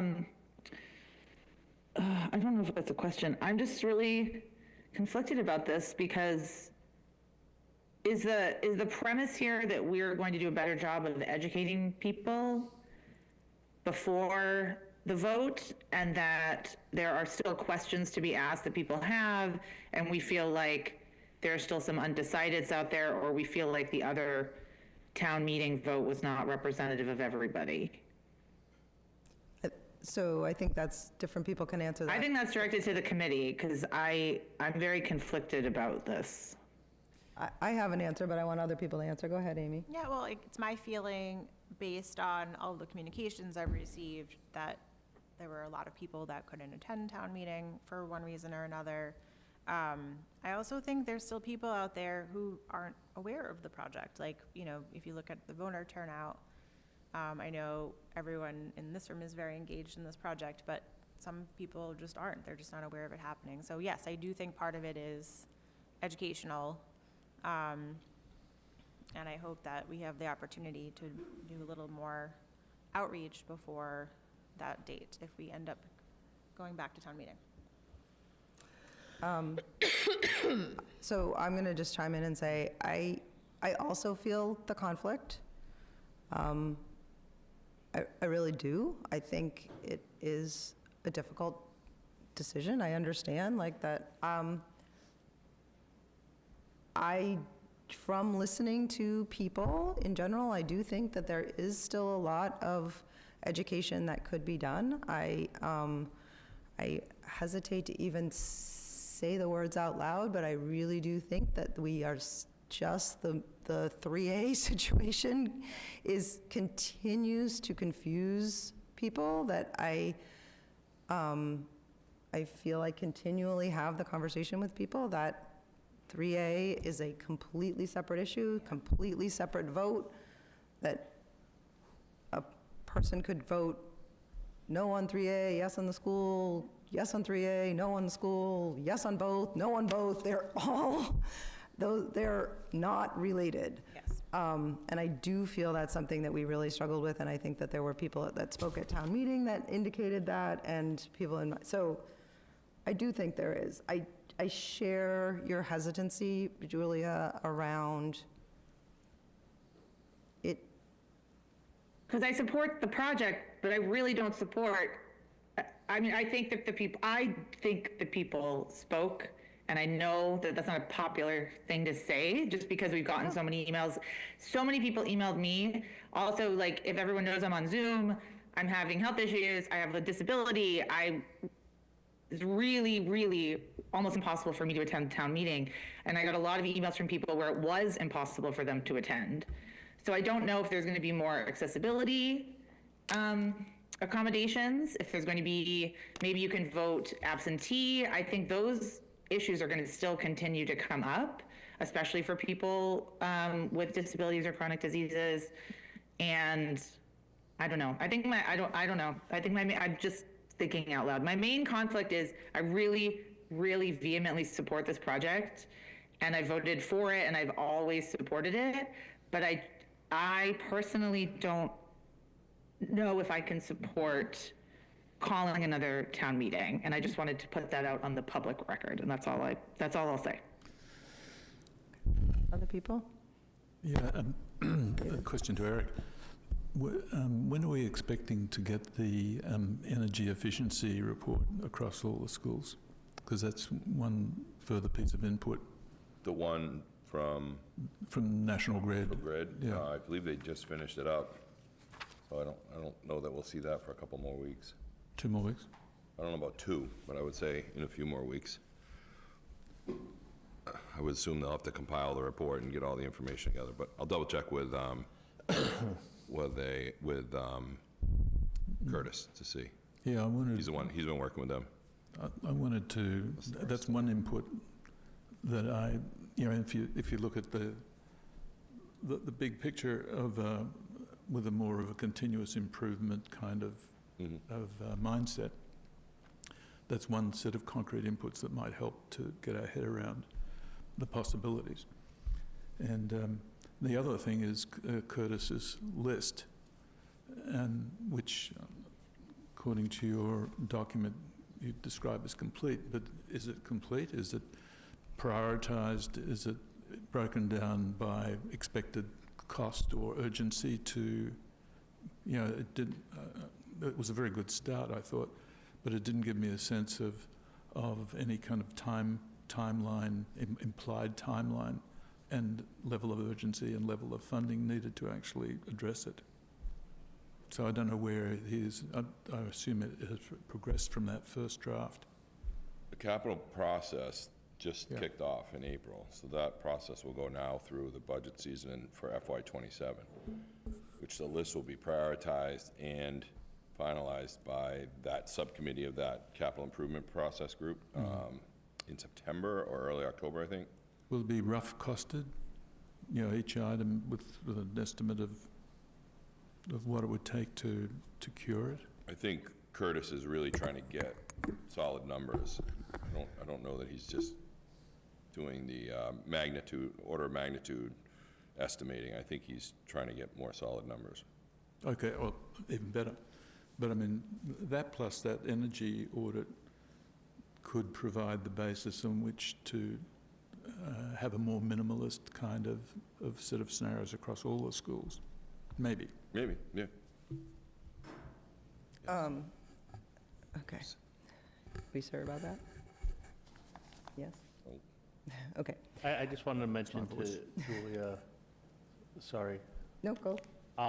that special town meetings tend to not be 5 hours long on a Saturday. They tend to be during the week and much shorter, which definitely changes the demographic that's able to show up.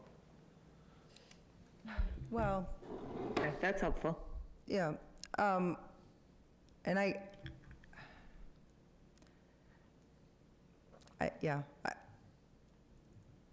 is, I mean, it's different, but I was thrilled that we had a huge turnout. My hope is that we'll have a huge turnout. Yeah, no, but there's also a lot of people that said that I got 760 emails, and 45 of them said that only one parent could go because the other one was home, watching the child, and or someone who had sports, or people were out of town, so that it tends to help in those scenarios, and it can equally work against us for the same Exactly. reasons. So. Both things can happen. I guess I want to, and maybe I don't know if we still have, I mean, people can continue debate. Did we lose Julia? No, she's still here. Okay. Oh, no, I'm here. Oh, okay. We just lost your visual, but we can still hear you. She's here.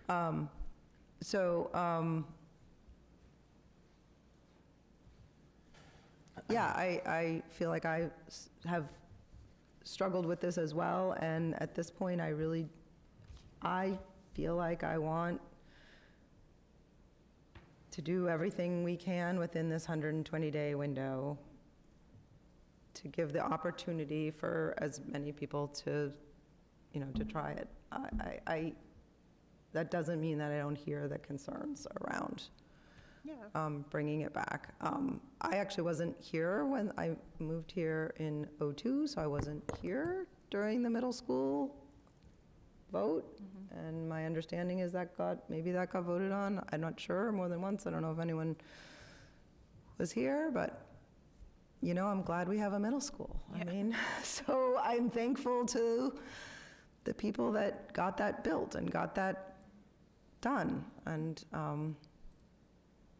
I guess that's where I am on that. Well, I also feel that the special town meetings are happening anyway, so it's not like we're just creating a special town meeting for just this project. I think that kind of helps me feel like we might as well take advantage of that opportunity. I think it's our job to make sure that we're doing absolutely. everything Yeah. we can within the 120, right? As I agree. we're spending taxpayer money and doing this whole feasibility study and schematic design. Okay. Does it look like we're about ready to vote? No? Yeah, I'm ready. Okay. Julia, are you ready to vote? Are you there? Yep. Okay. Yep. Yeah, we're hearing you just fine. I just can't see you anymore. That's okay. Sorry, I was looking something up. Okay. Where shall we start? Let's mix it up. Sorry. David Polito. Yes. Amy. Yes. Jen. Yes. Julia. Yes. David Frankel. No. Sorry, no. No. Dana Alera is a yes, and that is 5-1, and the motion passes. So I understand my duty there, or I'm sorry, I guess, Dawn, I don't know if you it's have my duty. another- Someone, the chair. Someone may have another duty. The chair will bring that to the two select boards. And I believe, because we did the work, that there actually is a required second motion. Yes. I move that the Hamilton Wenham Regional School Committee directs the committee chair to formally request that the select boards of the towns of Hamilton and Wenham each include an article on the warrant for a special town meeting to be held no later than January 26th, 2025. I'm sorry, June 26th, 2025, for the lease extension for the Cutler School project. Just one clarification, it's just Hamilton, sorry. Yeah, That's my. so I was actually realized I said that wrong as well. Friendly amendment to I'll give you friendly amendment to just include Hamilton. Hamilton. for the lease extension for the Cutler School project, 50-year lease extension for the Cutler School project. It's written down, and I tripped over it 3 times. Second. Second by Amy Kumberger. We're all getting tired. All right, so everybody understands this is a requirement. It's really just tied to the vote that we just had. The Cutler School has a 30-year lease. Our town bylaws require it go to town meeting if you're going to give a longer lease than that.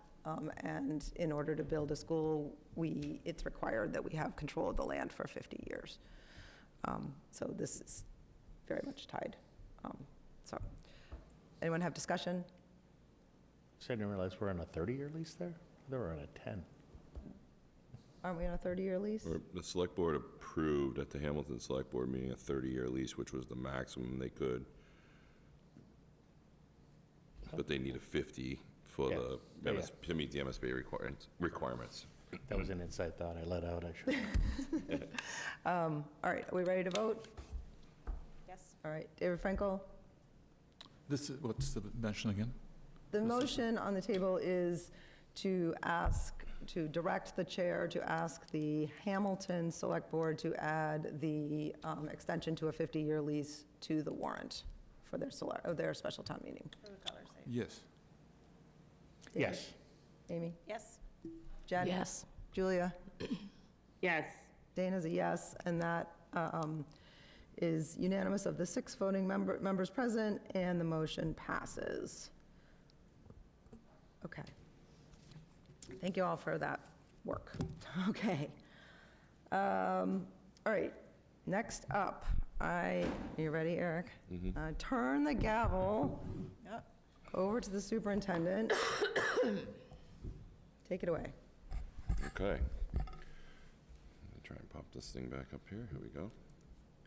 So as part of tonight's agenda, and because of the recent election, we need to reorganize committee members into the appointed positions of chair, vice chair, secretary, vice secretary, and warrant signer. So I will entertain a motion for, was that? I mean, a nomination, excuse me. I'll entertain a nomination for the position of chair of the school committee.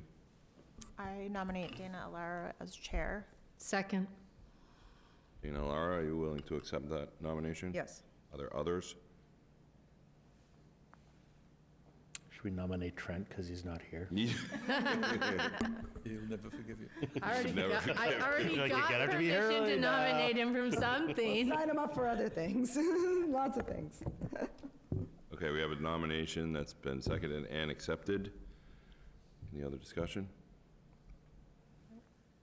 Start with a vote. Julia, I think, stepped up. Nope, she's back. Let's start with you, To Julia. vote for what? Chair, Dana Alara. Oh, yes, happily yes. Thank you. Jen Carr. Yes. David Frankel. Yes. David Polito. Yes. Amy Kunberger. Yes. Dana Alara. Yes, sure. Motion passes unanimously, and I will hand the gavel back. Okay, Thank you, Dana. thank It's you. a lot of work. Thank you Thanks, all. Dana. Okay, next up is our nominations for the position of vice chair. I nominate Amy Kunberger. I can never pronounce your last name. Kunberger. For the position of vice chair. Do I have a second? I second. Amy, seconded by David Polito. Amy, would you accept that nomination? I accept, thank you. Are there other nominations for vice chair? Seeing none, is there any discussion? Looks like we're ready for a vote. David Frankel, Yes. David Polito, Yes. Dana's a yes, Jen, Yes. Julia, Yes. Amy, do you want to vote? Yes. Yes, okay. And that is unanimous of the 6 members present, and the motion passes. Congratulations, Amy. Okay. Secretary. Does anyone have a nomination for secretary? Happy to do it. I really. I nominate David Polito as secretary. I'll second that. I like doing it. I'll just remember my glasses next time and it'll be fine. Do I have a second? Was that David? Yeah. You Yeah. seconded David Frankel? And David, would you accept that position? Yes, I Nomination? do Yes. enjoy. All right. Julia, Yes. Jen, Yes. Dana's a yes, Amy? Yes. David Frankel? Yes. David Polito? Heck yeah. Okay. Okay, the warrant signer is a little bit, we can do it tonight. We might want Trent to be here if we wanted. Yeah. I don't know if he's I don't got know the who time all to do wants it. I don't know if he does. You I do it now, genuinely right? don't know. Are you the one who does it? No, it's Julia right now.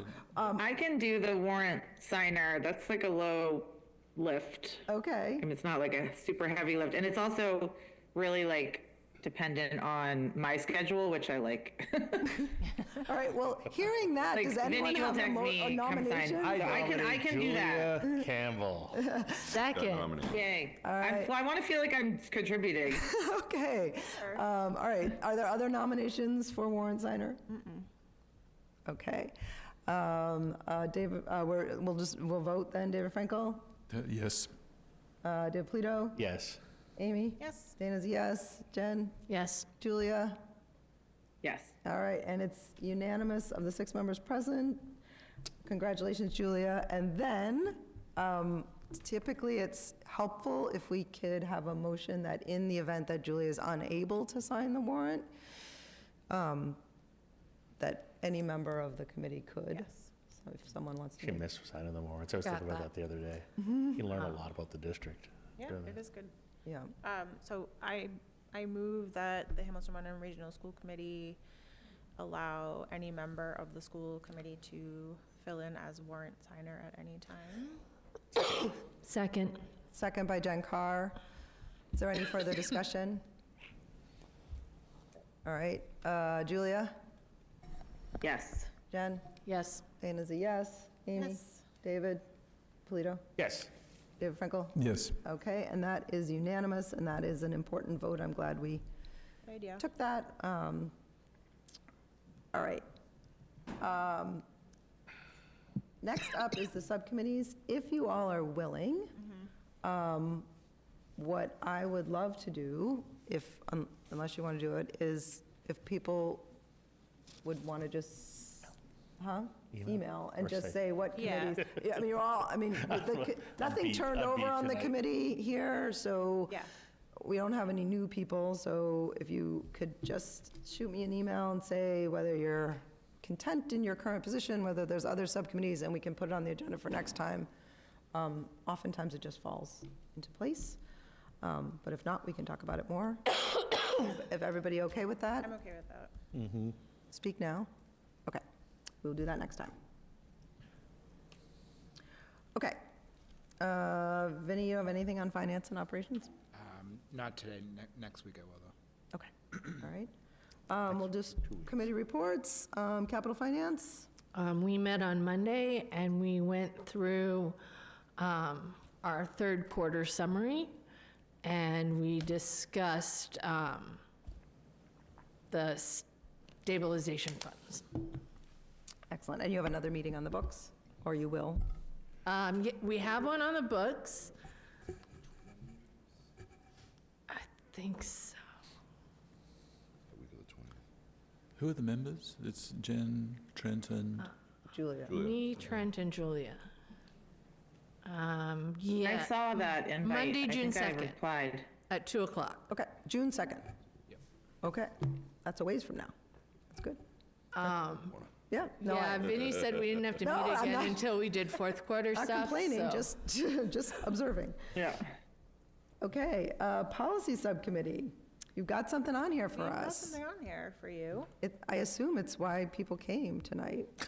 Yes. Guessing no. Do you want me to explain this? Yeah. Eric? Okay. Oh, whoever, yep. This is just one of the rolling reviews. Every 2 years, we review this policy EBAB regarding pest management. It's been reviewed by Curtis. There's a memo from him attached to the agenda.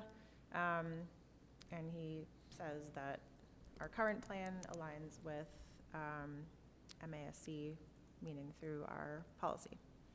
And so we don't need to change our pest management policy, but it's also attached to the agenda as well. If you want to read it. You want me to read it? Yeah, would you mind reading the entire pest management policy? Okay, and this is just a 2-year review.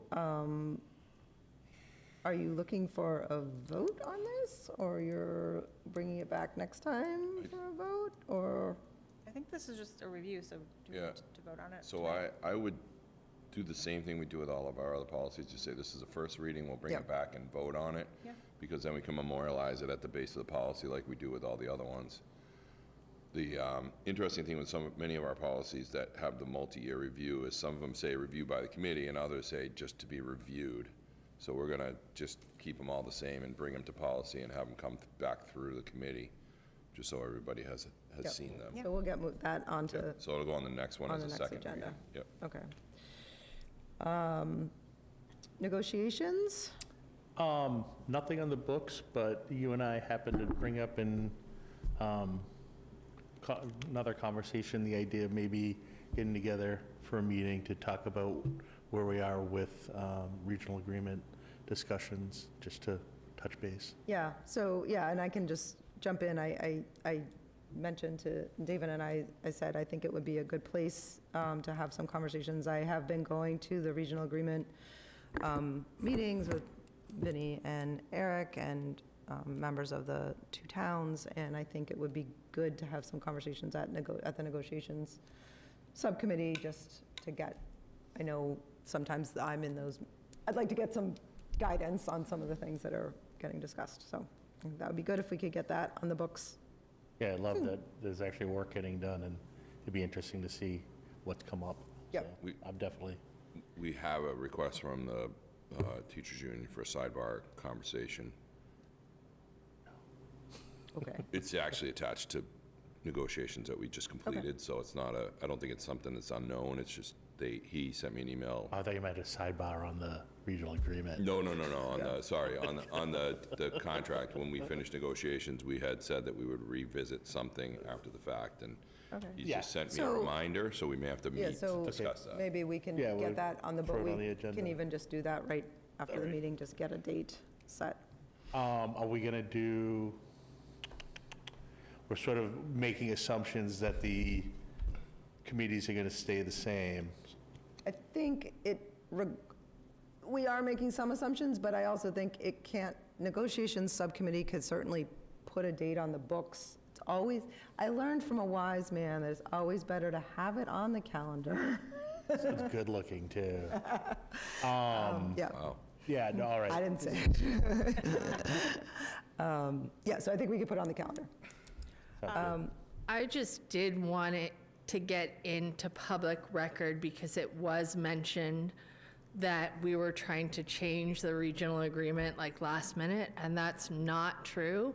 Dana's been working on changing the regional agreement for like This predates me. 3 to 5 years, somewhere in there. When I referenced Yeah. 2018 earlier, Yeah. this was before 2016 when I first started. So Yeah. this is easily 9 So years. this in the is making. not some type of sneaky maneuver by the school committee. This is And- something that's been in progress. Right, and For 3 to 5 years now. And we're having really good, productive discussions. We are not moving at a rapid pace. I know. I was so, just putting that out there for the public right, no, record. yes, that Ev is. Evans and Michelle Bailey are going Michelle nuts at Bailey. home right now. You're like, what do you mean? We've been talking about this for Right, decades. no, this was Michelle Bailey's, the whole time she was on the committee, wanted to be talking about the regional agreement, and So we it's should been a have long hired her time, instead of yes. a lawyer. yeah. Sorry. Yes, go ahead. I'm interrupting, but speaking of dates, rewind a little, policy subcommittee, our next meeting is May 14th. Oh, May thank you. 14th for policy, okay, Sorry. I don't know. I'm glad. That my calendar. all right. All right, now that you've just recently been elected secretary, David, What? Putting the policy meeting on this calendar. no, I'm just looking at, next up is the secretary report. So as we start afresh, So I will get right on that. get right on that. I Da- have it halfway done. Dana, do we have to elect a vice secretary? It was on the list, No, that's right. and we skipped it. You know, and it actually is, you're right, and it is actually helpful to know who to turn to. That is correct. Okay, so we're out of order, but. So out of order. But that's okay, I appreciate that, that's what we're supposed to do. So Jen has noted that we skipped something on the agenda up, if we want to skip back up, and we did not, you are correct, that we did not do the vice secretary, which I actually think is really the assistant secretary, but regardless, it's an important position. Do we have nominations? I can do that when All right, David's I not heard here. somebody, do we have a I nomination? Nominate Jen for Okay. assistant secretary. Do we have a second? Anyone? Second? by- Second, sorry. I'm getting. Oh, no, no. It's controversial. So. the- Second by You David looked like you were Polito. I just found out tired that the entire there. lacrosse team just showed up at my house to ask All right. a prom proposal. So, Oh, promposal. Oof, I'm glad that wasn't around when I was there. so my All right, phone's just blowing up. So. Okay, all right, so I heard nomination, I heard Jen saying she would accept that, and I heard a second. Is there any further discussion? If only 5 people in the room. That's okay. Hands off. Yes, all right, so, yeah, okay, so David Frankel, Yes. David Polito, Yes. Amy? Yes. Dana's a yes, Jen? Yes. All right, and that is unanimous of the 5 members present. I think Julia's not with us? Okay, so,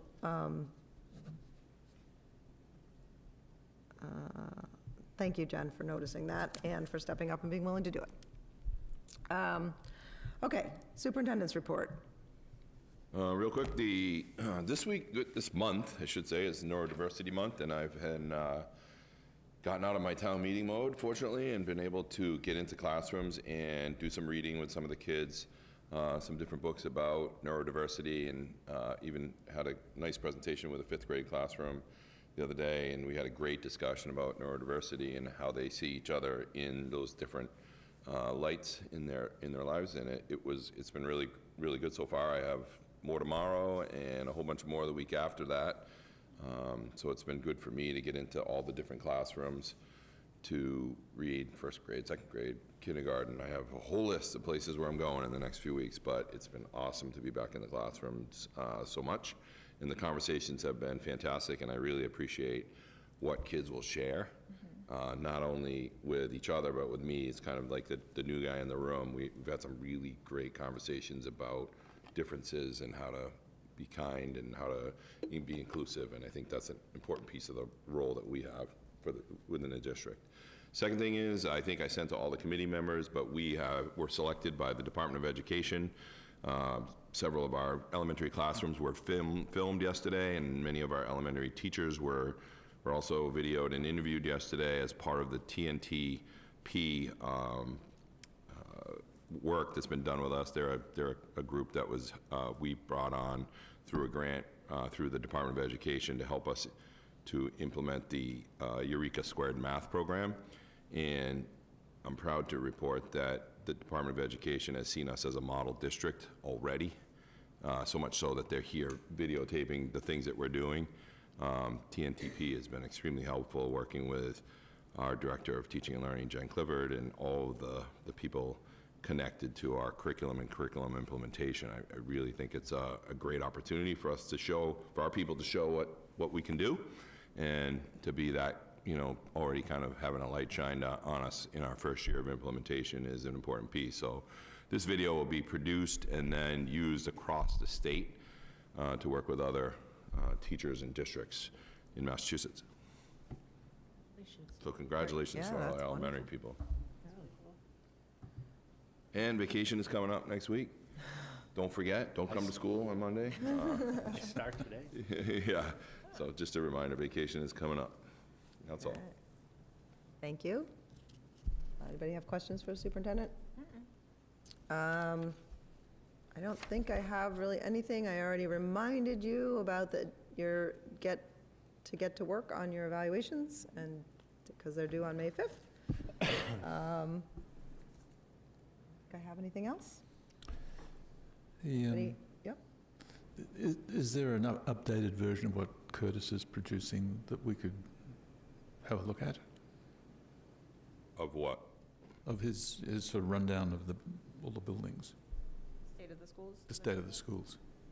There's no update on it. The process just started. Yeah. Okay. The capital process just started in April, so it goes from April through September.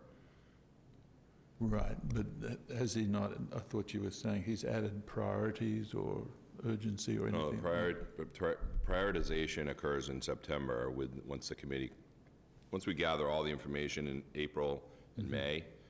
That information is taken, and Curtis is going to try to get more realistic pricing, so through the summer, and then sit with the committee in September or early October and prioritize that list for the budget process in FY27.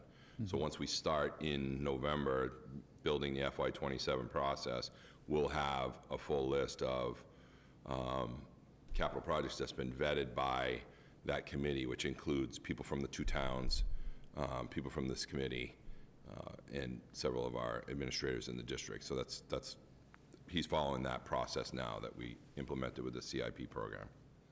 Got it, okay, thanks.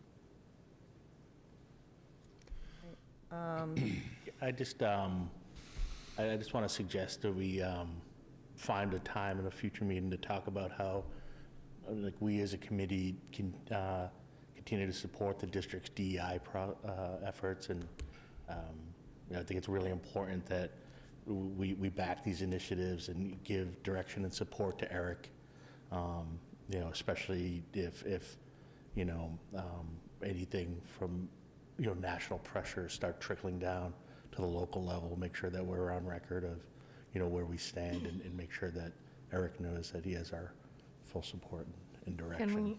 Can we also add, since we're talking about DEI, a Title IX review of like what the current policy is in Massachusetts, please? Because I know it's different than the federal level.